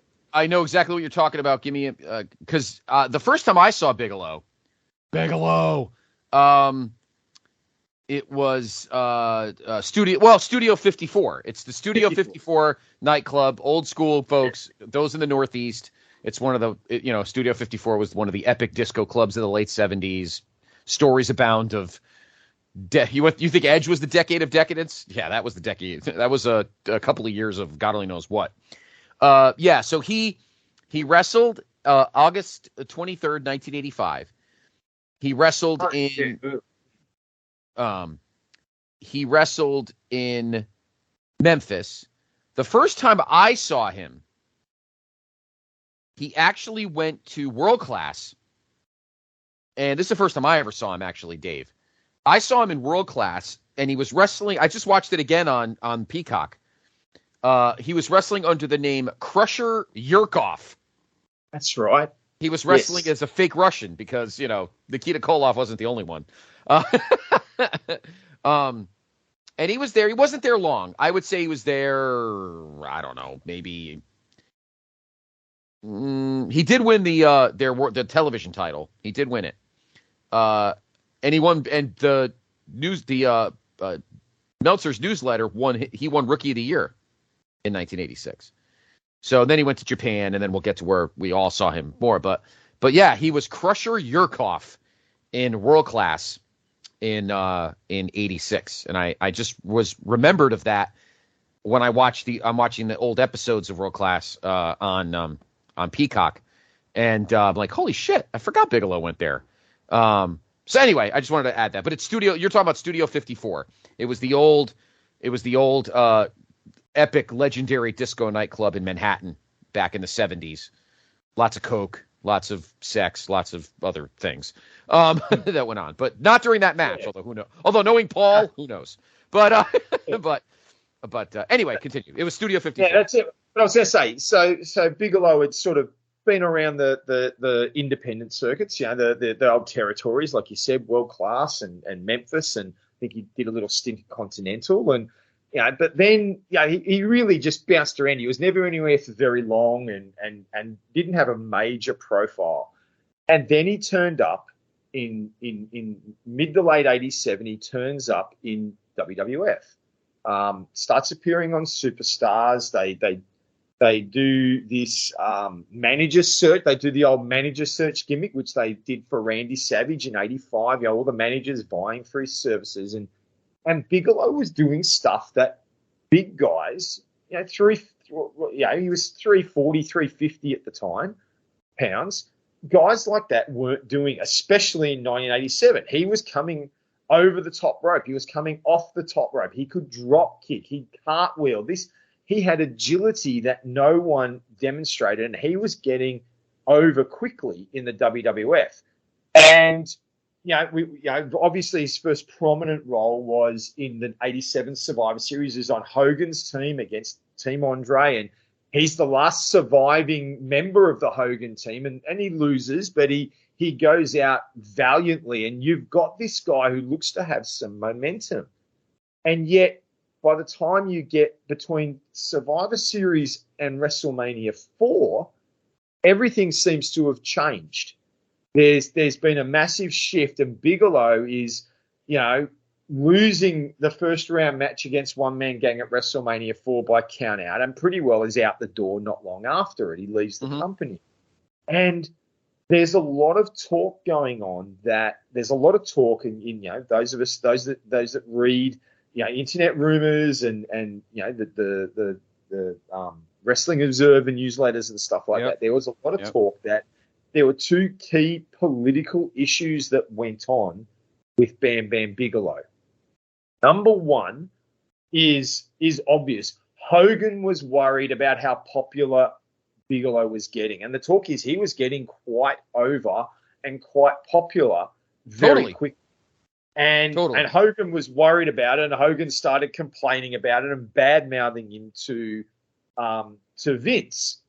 The second one, and I don't know if you've heard this one, but I remember reading this several times over the years. The second one is that Bigelow apparently got on the bad side of Andre. Andre didn't like Bigelow because of Bigelow's attitude and his work ethic. I didn't hear the work ethic half. I heard the attitude half. But I did hear that Bigelow was a little full of himself. The work ethic part I did not hear, because Andre's work ethic was garbage. Love Andre to death, but Andre, come on, he had more work ethic pounding beers a lot of the time. Now, in Andre's defense, he didn't need a lot of work ethic because it was fucking Andre. But and that's where I'm coming from. He's on, like, I agree with you. Yeah, you can criticize Andre's work ethic, but I think Andre by 87 had earned the right to be lazy because of everything he'd done over the years. And you go back and look at him in the 70s and the early 80s. I mean, he was damn agile and he worked. drop kicks He worked, no, totally. He was an amazing worker. So his body's breaking down in 87. He'd earned the right to be lazy. I think. Yeah. But Bigelow had got on the bad side of Andre as well. To the fact that apparently Andre wouldn't even work with him anymore. He didn't want to have anything to do with him. But I mean, that gets back to Vince as well. You know that Andre's word had a lot of sway with Vince McMahon. We know that because it's been very clear over the years. Vince, if Andre didn't want to do something, Vince didn't do it. And the story's already out there that if Andre had said he wasn't going to lose to Hogan at Mania 3, we were going to get a new world champion. Because there was one man, there's only one person in the entire world, it seems, that Vince McMahon would not go against. That's Andre the Giant. Damn right. So here's this situation. Bigelow on the rise, and yet seems to get significantly de-pushed. And the question is, could things have been different for him? Could things have had a different outcome if Bigelow didn't have these bad politics working against him? Where do you see Bigelow? I get that we're not maybe not going to much do as a match by match or that journey because 87, 88 is a different time period. But can you see things different for Bigelow in 87, 88? Could he have been used better if the politics wasn't against him? Yes. And you know what's interesting, Dave, as we're talking about, I have an interesting, there's a guy, I actually believe not believe it, but because I do know the Hogan stuff's moderately true. However, I have a very interesting theory, or interesting third theory, which may not have come out as much maybe as we think. Because there's a third guy that I think should have even been more worried about Bigelow than either of the other two guys, and that's Randy Savage, who would end up winning the WWF title, of course, at WrestleMania 4. And Bigelow, the problem was in that arc between, late 87 going into 88, I'm assuming that at some point in that window, Hogan knew that he was going to leave to go do No Holds Barred. So my thinking is, why would Hogan have cared who was getting over as a babyface when he wasn't going to be around anyway? So something tells me, as much as I moderate... Now, if this was 2 years earlier and Bigelow got here in 86, that's different. Because Hogan was still very much entrenched in the company as the top babyface. But by early 88, I'm going to assume that at that point, we knew that Hogan knew that he was taking a break to go do No Holds Barred. So I'm thinking to myself, now, as you were mentioning the Andre stuff, Dave, I'm thinking in my head, why would Hogan be so upset about it when he wasn't going to be around anyway?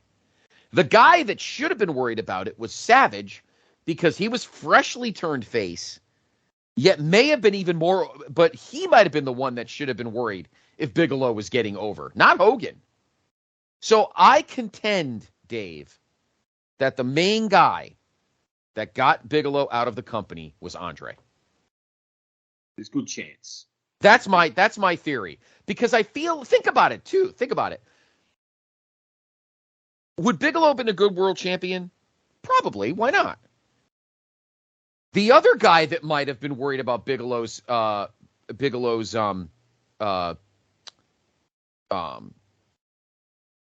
popularity is the Ultimate Warrior. Think about that. The only reason that those two guys, Savage and Warrior, should not have been worried is because Vince hates fat baby faces. We talked about that in the beginning.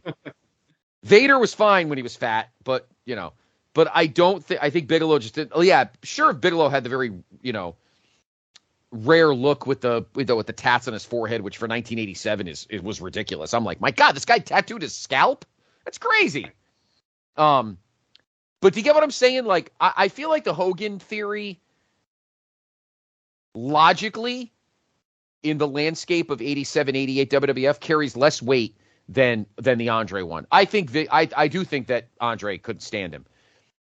But when you think about guys and their babyface spots, you've got Savage, who just turned babyface. He's also your champion.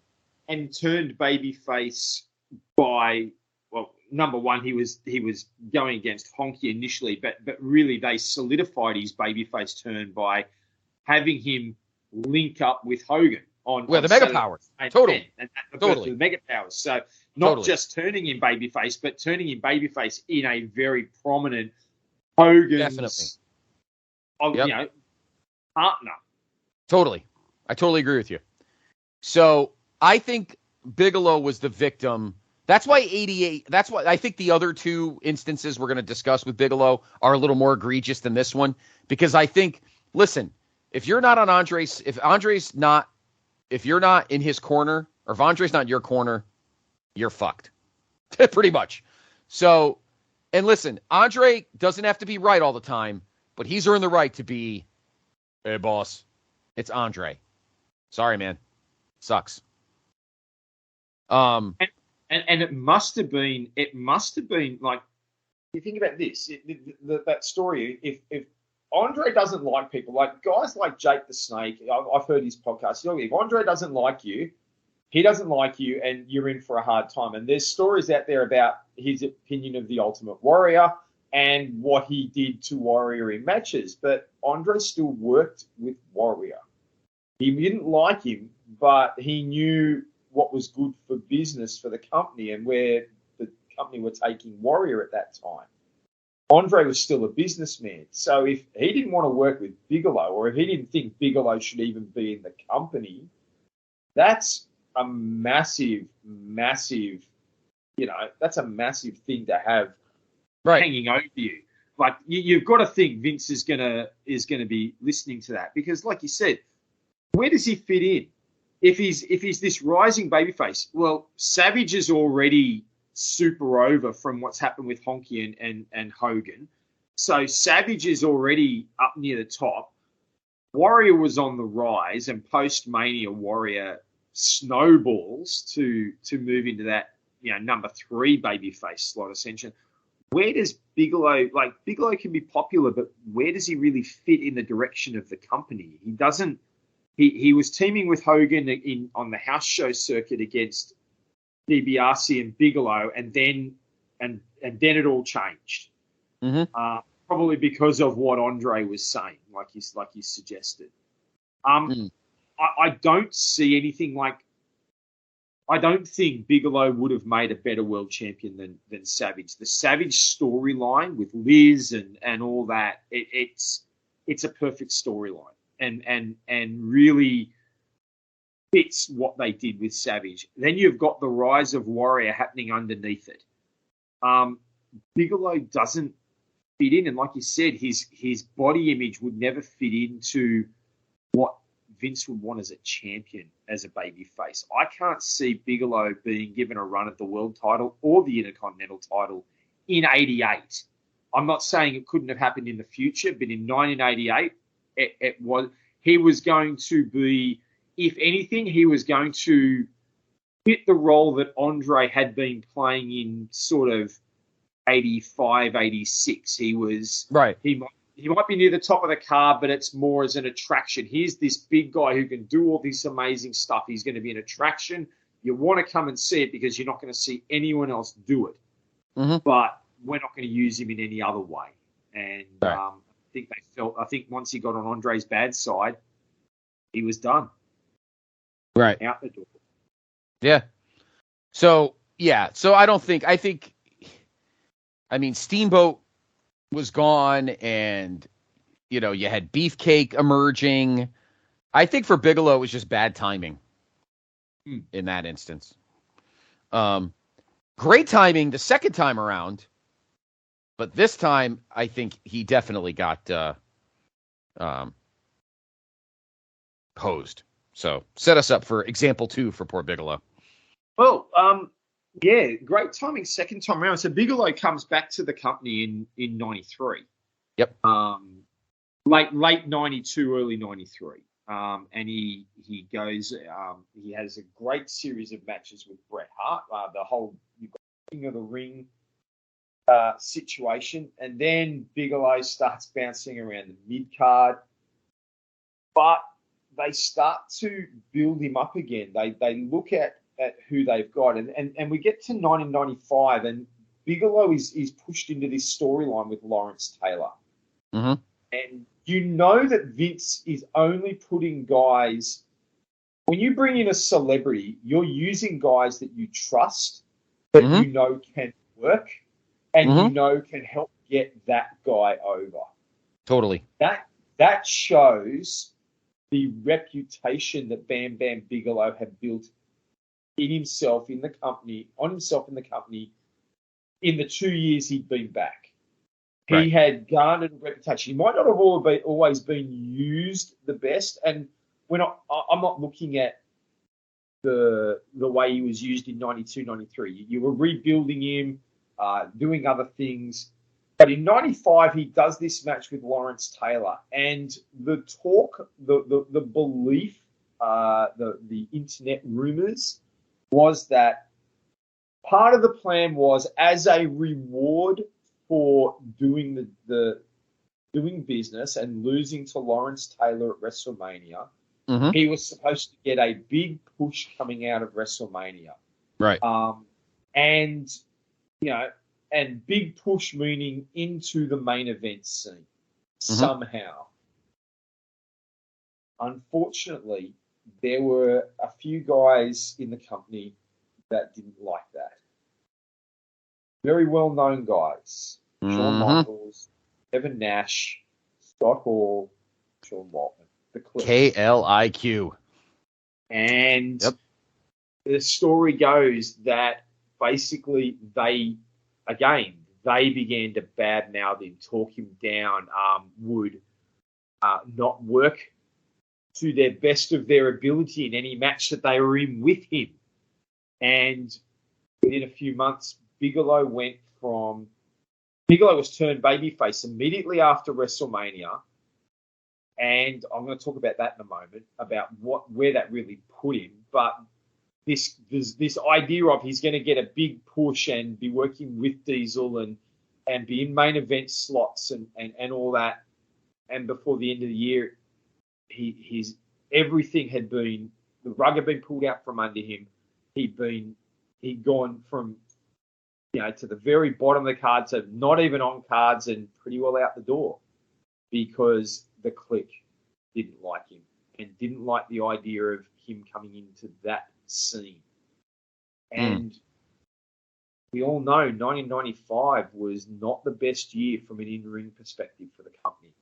No. And to have a guy the size of Bigelow who could work the way he could work, he could have been used so much better in 95 in a way that would have benefited the company and benefited him and probably the guys in the clique.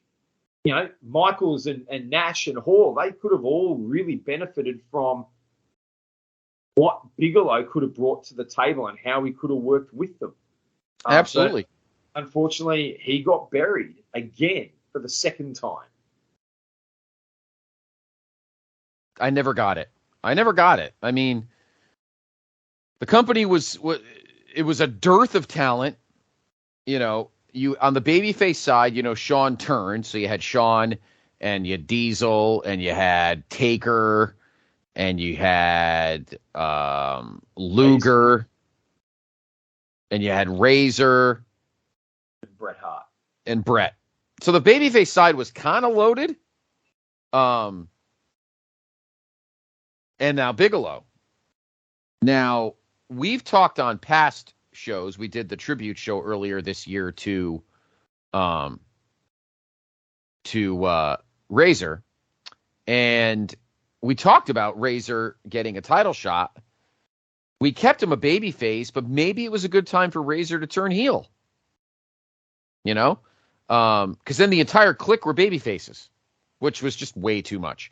Your heels were Tatanka, Mabel, Jarrett, Sid.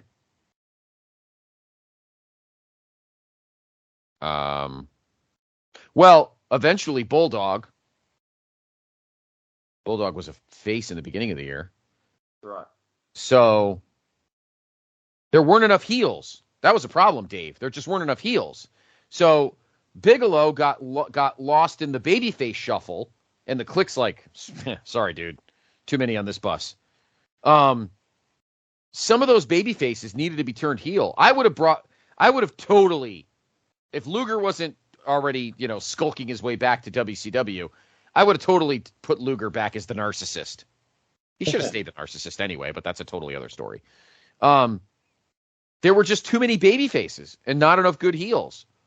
But it was, in terms of babyface heel, you were already at the point of no return with Bigelow. There really wasn't a way for you to turn him back. Not once they turned him, no. But let me put forward a potential scenario for Bigelow that Sure. would have used him better in 95. So everything stays the same to WrestleMania. He loses to Lawrence Taylor at WrestleMania. And obviously I'm looking at it from a storyline perspective. DiBiase's not happy, but I think you could have really played into the story that more than that, Bigelow was not happy with himself. You could have played in that Bigelow, where has my career gone? What's happened to the killer? And maybe the next night on Raw, Bigelow takes it on himself to, rebuild some credibility. You've got the whole, you could have had him come out on the next night after losing to Taylor. He doesn't say anything. DiBiase maybe has said earlier in the night how disappointed he is in Bigelow, and he's thinking of maybe cutting Bigelow's contract. He doesn't want dead weight in the corporation. And Bigelow comes out later in the night. There's a match. Diesel could be wrestling anyone. And Bigelow comes out and puts an absolute beating on Diesel. Because Diesel trained Lawrence Taylor in the storyline. Diesel helped Lawrence Taylor get ready for his match. So you had that connection. Diesel had been the friend of Lawrence Taylor, and because Bigelow has lost to Taylor and Taylor's gone, he's looking to take it out on Diesel. He comes out, he puts a beating on Diesel, puts him through, rams him into the post, hits him with chairs, drops a couple of big splashes from the top rope on him, and just leaves Diesel laying. And it gets DiBiase. You can sort of see DiBiase comes out while this is all going. He's started to laughing again, and you could see he's impressed. And over the next few weeks, Bigelow just goes on a tear. He goes through some of these he goes through some of these baby faces that he hasn't been doing very well with. He goes through, a 1, 2, 3 kid. He goes through a Bob Holly, Sparky Plug. He goes through a Davey Boy Smith, even a Lex Luger, because those guys are now in a tag team. Remember, that's the Allied Powers. So you can have them drop a singles match. And on commentary, Vince and Jerry Lawler are talking about how Bigelow seems to have got a killer instinct again. Something's flipped. Something's turned in him. And as a result, you could then build up to a match between, Bigelow is just going on this tear. You can still have Diesel face Sid at the In Your House, because that was terrible. Right. But again, they have that terrible match. You get to King of the Ring, and it's Bigelow who goes on a rampage through the tournament, absolutely crushes it. He beats everyone laid before him easily, comfortably, with that killer instinct. Mm-hmm. So that now everyone's looking at Bigelow as, my goodness, something's flipped, something's turned, and he starts going, I want the title. I want the shot. I've just won the King of the Ring, and DiBiase can talk about buying shots or whatever. I mean, that's DiBiase, who cares? But Bigelow is now working that way. He could put a beating on Shawn to get Sid's attention, and you build to a SummerSlam match between Bigelow and Diesel. And Diesel can win it. Bigelow, he doesn't need to win, but you've built him up enough that a match at SummerSlam is going to be people going, oh my goodness, Bigelow's turned his career around. For the last 3 months, last 4 months, he has just been unstoppable. He's been pummeling. Having beat Razor, having beat Shawn in your house, he could at the second in your house, he could beat Shawn in a number one contenders match, or he can beat Razor in a number one contenders match, depending on what you want to do with Shawn, I guess, because he might need to be protected differently. Mm-hmm. But it all stems. This new killer instinct is in Bigelow, and they meet at SummerSlam. And Bigelow could give Diesel a great match, a great big man match, because he can bounce around for Diesel the way Mabel couldn't, but he's powerful enough to put Diesel in jeopardy of losing that match. It gives credibility, and Diesel can come, and then he can come out of SummerSlam, and maybe you put him on the trajectory to have a feud with Razor, and maybe it's he and Razor battling over the IC title rather than the whole crap that happened with Douglas, who's another guy that, Dean Douglas, Shane Douglas, another guy who suffered at the hands of the Clique in '95. But by rebuilding him with the killer instinct, you've got a guy who gives credibility to a title match at SummerSlam. Because as a good guy, like you said, where does he sit in the pecking order? They've just turned Shawn. So you've got Diesel, Shawn, Bret Hart, Undertaker, Razor Ramon. We've had this conversation before. There's 5 guys ahead of him. He's never going to be in a prominent spot as a good guy. Even being a friend of Diesel, he's still going to be seen as 5th or 6th at best. But if he sort of sees it as a humiliation that he lost to Taylor, and I'm going to get my revenge, and I'm going to get my revenge on Diesel, and I'm going to take him out, and that killer instinct is redeveloped. Yep. We've reworked the character a little bit, and DiBiase can be sitting there in the interviews going, I always knew it. This is why I've invested in him, because I knew that he had this in him. It just had to be awoken, and I might not like the way it got awoken, but it's there now, and he's going to win the title. And so DiBiase can talk for him. You go in there, and you can have a great match at SummerSlam. And Diesel's championship run looks better as a result. Yeah, I love all that. I love all that. I think that would have been perfect. Gives Diesel a better opponent at SummerSlam than freaking Mabel. I just hope that hanging out with the Clique didn't disillusion Bigelow too much. I feel that's just what happened. I feel like even as a heel, that would have ultimately been a problem. I just, it's hopefully we look through our looking glass, Shawn Michaels is not that much of an asshole. But other than that, I love that, Dave. I agree. I'm just going to roll with it. I think that's awesome. I think that because you're right, there's just so many baby faces, and Shawn's not going to change. He obviously just changed. Diesel's won't change till after he loses to Bret. So I think that's perfect for Bigelow. I love all that. That's awesome, Dave. I think that's a great path he could have taken. And it just gives it only makes Diesel look better. Diesel's the one that looks like an asshole wrestling all these terrible these Sid matches and this match with Mabel. And why didn't they have any clout not having that match? You get rid of Bigelow, but you think you look good. Yeah, she made Shawn look good, but some of these other Clique guys should have been like, dude, why do you get to wrestle Razor in a ladder match and I got to wrestle fucking Mabel? Really? I made out better than if I wrestle Bigelow? Is this a joke? So I think they screwed themselves, honestly, because they ended up having crappier matches. It's ridiculous. It's just they just couldn't think outside the box. They couldn't. Couldn't think outside of themselves. No, they just wanted to accrue wins. That's all that mattered to them. It didn't matter whether they're like, oh, we just wanted everything to look good. That's bullshit. You were all taking too many drugs, and you were drinking too much, and you just couldn't see yourself beyond your face. Because if Kevin Nash, and we'll get to him in a minute more, if you think that you were better off wrestling Diesel at SummerSlam, Mabel at SummerSlam than you were Bam Bam Bigelow, you're an idiot. And you're sitting here talking about Roman Reigns right now. Really? Shut up and drink your wine. You're an idiot. You're an idiot. But otherwise, no, Dave. I love that thinking. I think that would have been great because, and I think Razor could have turned heel with him, going, yeah, you know what? Diesel and Shawn are kind of, they're kind of like thinking they're their own thing, and we're just kind of left here holding the bag. And maybe Bam Bam and Razor turn into this heel unit of mercenaries, So, yeah, that'd be good.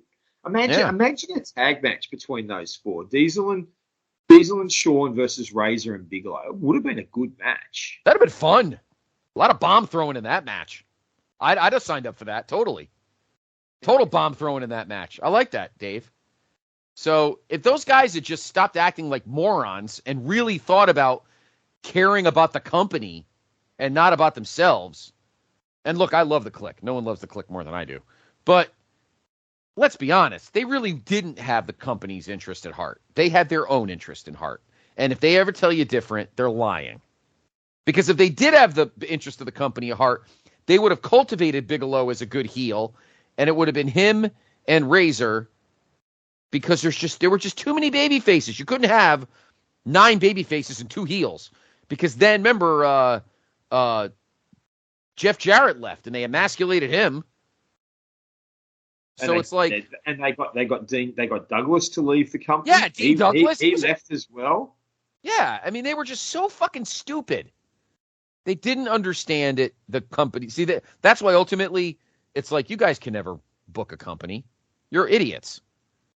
Really? Which brings us. Are you sure? Are you sure they can't book a company? Which brings us to example number 3. Well, talking about Kevin Nash booking companies, we're going to jump to 1998 WCW. Yep.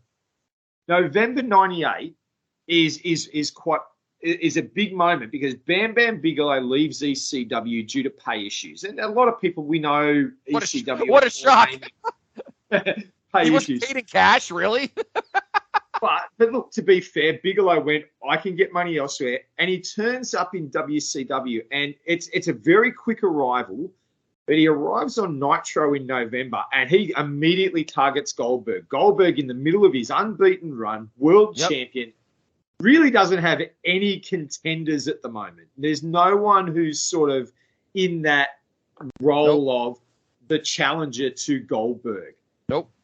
Then at World War III, Bigelow has a pull apart with Goldberg, and it really looks like, my goodness, they could be doing something. Bigelow and Goldberg, this could be something, because Bigelow had rebuilt his reputation in ECW as a big man, as a killer, as what we were talking about. His run in ECW in 97 and 98 was fantastic.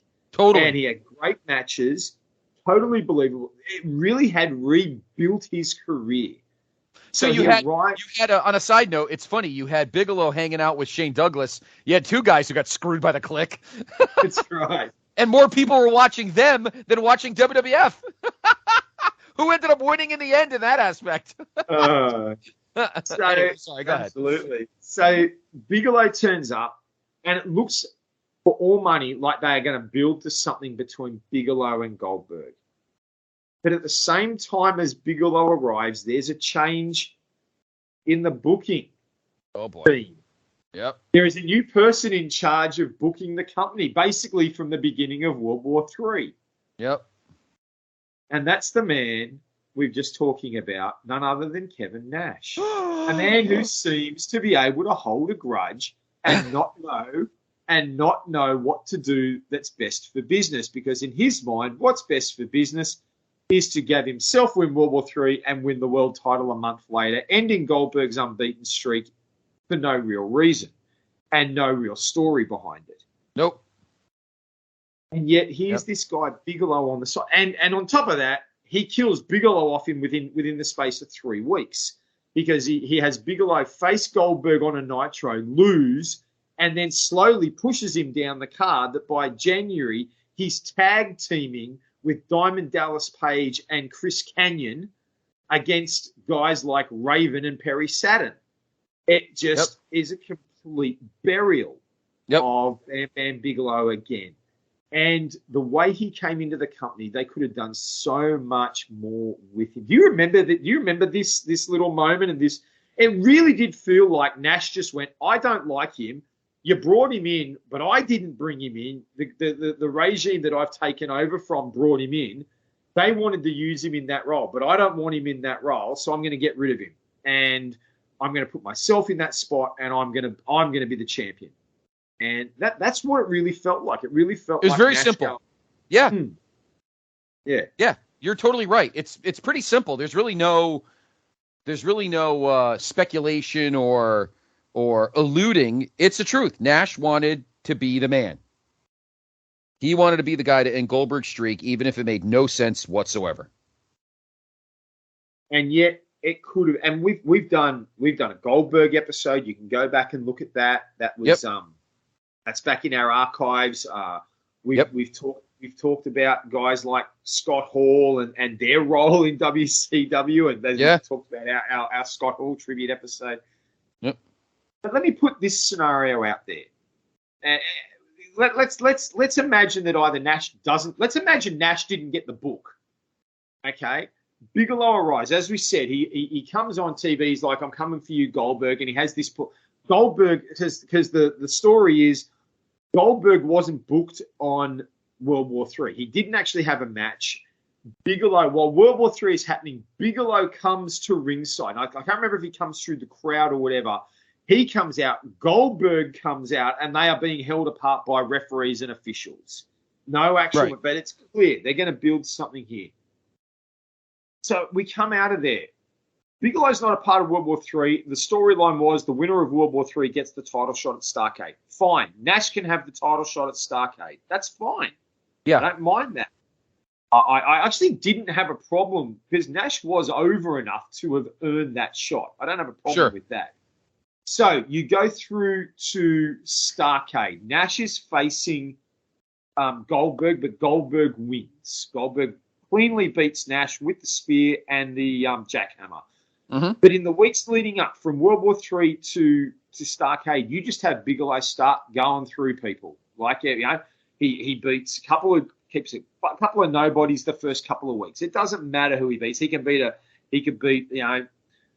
La Parker. I mean, who are you to doubt El Dandy? Who are you doing about El Dandy? You're going against El Dandy. You can do a couple of wins. And maybe at Starrcade you have him face someone from the Wolfpack. Maybe Lex Luger or Sting. Right? Friends of Kevin Nash on screen. And he beats them pretty quickly too. You go through January. He starts beating uppercut. He beats a Conan. He beats the other, whoever Sting or Luger is, and he beats the other one. Maybe he gets a win over Nash. Maybe at Sold Out, he beats Nash in a number one contenders match, catapulting to a title shot at Super Brawl. You've built again. You've got this. Why does this sound familiar? You build Bigelow up as a monster heel. Mm-hmm. He's big. He's agile. He can do things in the ring that most heels can't do and most big guys can't do. Right. And he's going to get it. He's going to get over because he's got the look. Right. And you build him up. Bang, bang. He beats face after face after face. You've got Goldberg, who's been beating everyone, and he just continues winning match after match. But Bigelow comes in on this little unbeaten streak of his own. From November to February, he doesn't lose a match. And then you put the two of them together at Sold Out. Unbeaten guys, they've been jawing at each other since World War III. You've got 3 months to build heat, to build tension. They can continue. Bigelow can start interfering in Goldberg matches and Goldberg can still win. Or he attacks Goldberg after a win. Goldberg wins his match and Bigelow comes in. They're brawling to the back and so they have this match and maybe what you do is maybe Goldberg doesn't suffer a loss in the ring as his first non-victory, but maybe Bigelow and Goldberg just end up in this massive brawl. The refs lose control, and we've got to DQ them both. They just complete chaos. The match gets out of hand, and they're belting each other, they're going the aisle. It looks like a genuine fight, like these guys don't like each other, because that's how it was being built for those first couple of weeks. Like, that's where it looked like it was heading. So you have this massive brawl, and so all of a sudden, neither of them they're technically undefeated. They haven't lost, but the winning streak has been ended by Bigelow, but he hasn't won either. It's a draw. And so now you build to a rematch at, whether it be uncensored or something else coming up. You build to a rematch a month or two later in a cage, in something. And for all intents, I would have Goldberg win. You've had him in his first real feud. I would have Goldberg win. But he can no longer claim to have won every match. All he can claim is that he's undefeated. And I think you would really get Goldberg over he was already over. He was massively over.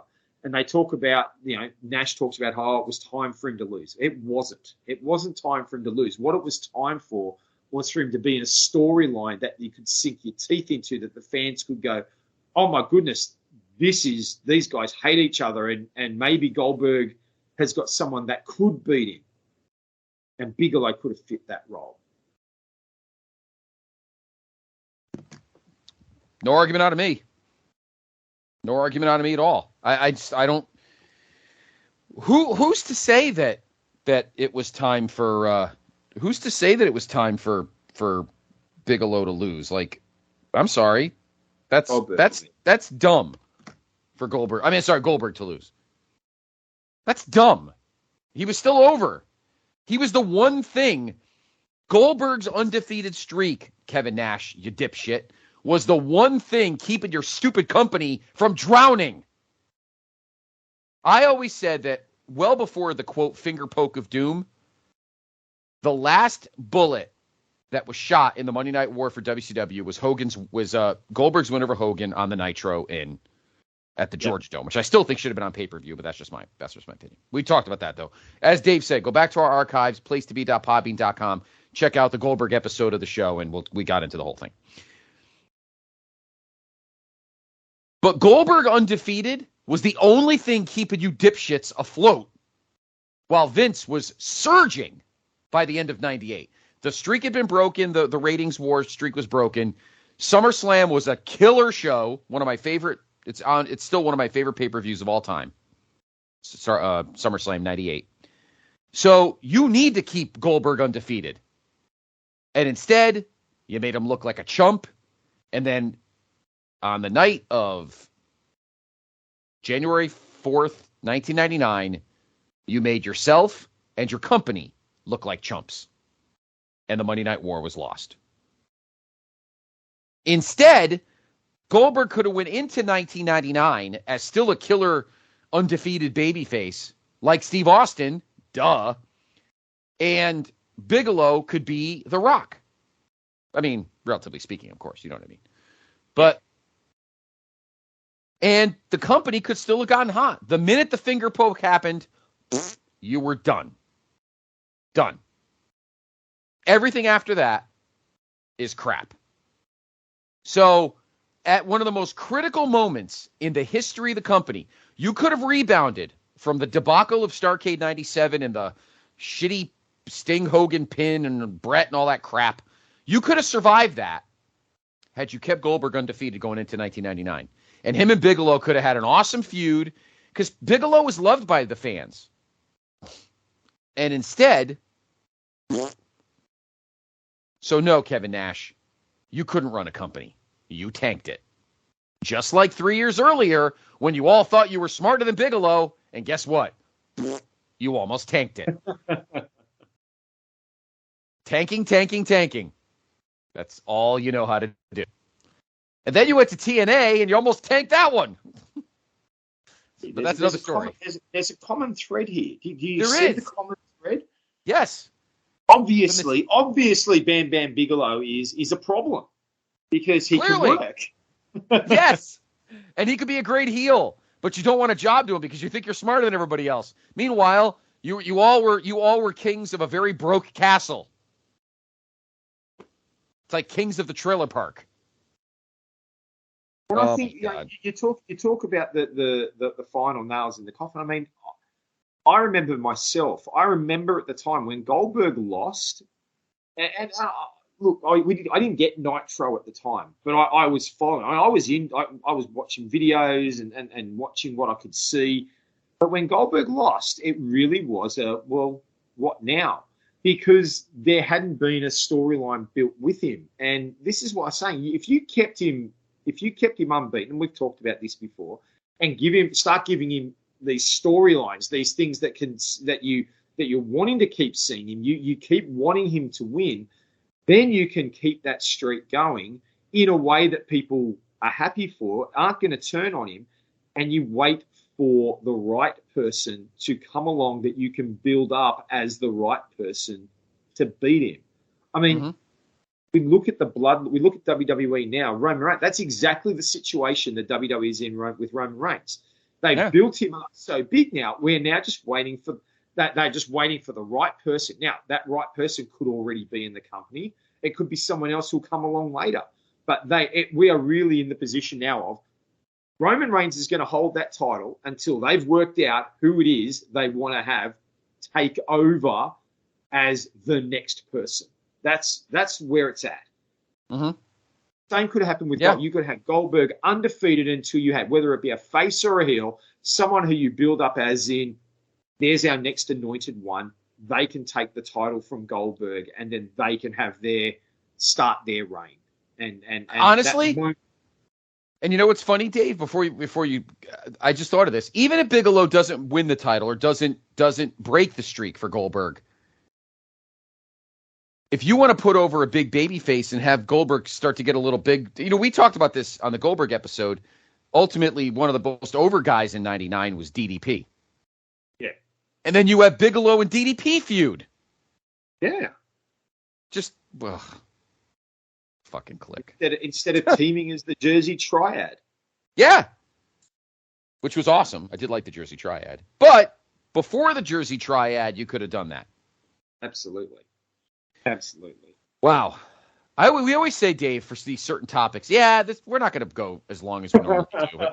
And then Dave just knows how to pull my ripcord, and that's it. It's over.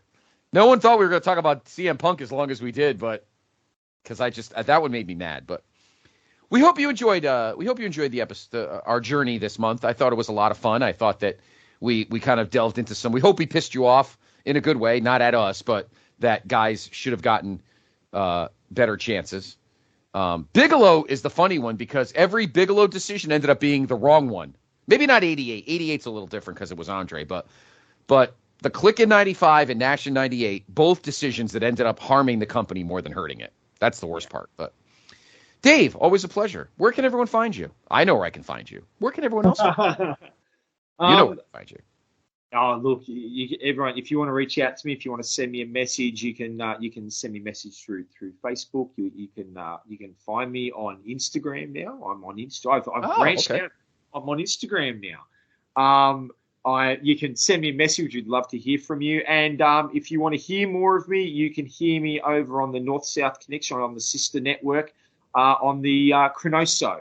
Yes. Cronoso podcast. You can hear me appear on those, and encourage you to check those out. And but would love to hear from any of you. Would love to hear chat to you.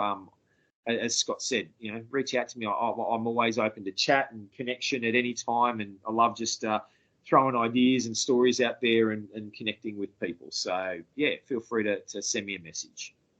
All right. How about you, Scott? What's on in your world at the moment? You've got so much going on. What's a couple of highlights that people should tune into for you, Scott? Well, of course, this past weekend, Dr. G and I with a new episode of the PTB Weekend Special. We are getting everyone ready for NWA Presents Samhain. That pay-per-view is coming up this weekend. Of course, this past weekend, Impact had Bound for Glory. Join us later this week for a new episode of Place Be Nation's main event. Myself, Steve Willie, maybe Boogie himself, Andrew Reese will come back, and we'll talk a little Bound for Glory. Let's see. This weekend, as I mentioned, NWA has Samhain, their pay-per-view. Dr. G and I will have a special Saturday edition. We're going back old school, like the Saturday special. The PTB weekend special will be on Saturday afternoon. We'll preview the NWA pay-per-view, and then this coming Monday, the 30th, will be our reaction special to it. What else? Well, of course, you're listening to this, which this was great, as always. And we'll have some fun stuff over the next couple of weeks. And again, Greg Diener and I with Wrestle Tracks, where we live watch a themed show. If you saw the poll on the Place to Be, you may know what choices you had to vote. We thank you all for voting. We appreciate it. There might be a poll coming up soon, or I may be reaching out to all of you fine listeners of our family for mailbag questions, because Dave and I are well overdue for a mailbag episode. So let us know. Plus, again, either on Twitter or reach out to Dave on his Instagram or even on the Place to Be page. Any future topics you would like Dave and I to broach that we may not have gotten to yet in our journey. We're open to any suggestions. We do not discriminate. Whatever you got, Dave and I will try and mold it into something, because that's what we do. We're good at it. Obviously, I'm on Twitter at Scott C. Podfather, but please follow the brand on Twitter at PTBN Wrestling. I do the wrestling time travel every day, where we go back in history on that date to whatever pay-per-view or big show was going on involving the Big Six. Usually I do WWE, WCW, ECW, Impact, New Japan, and Ring of Honor. I don't do AEW because they haven't done enough shows yet. So that's every day in various times. I try to do it in the morning at least.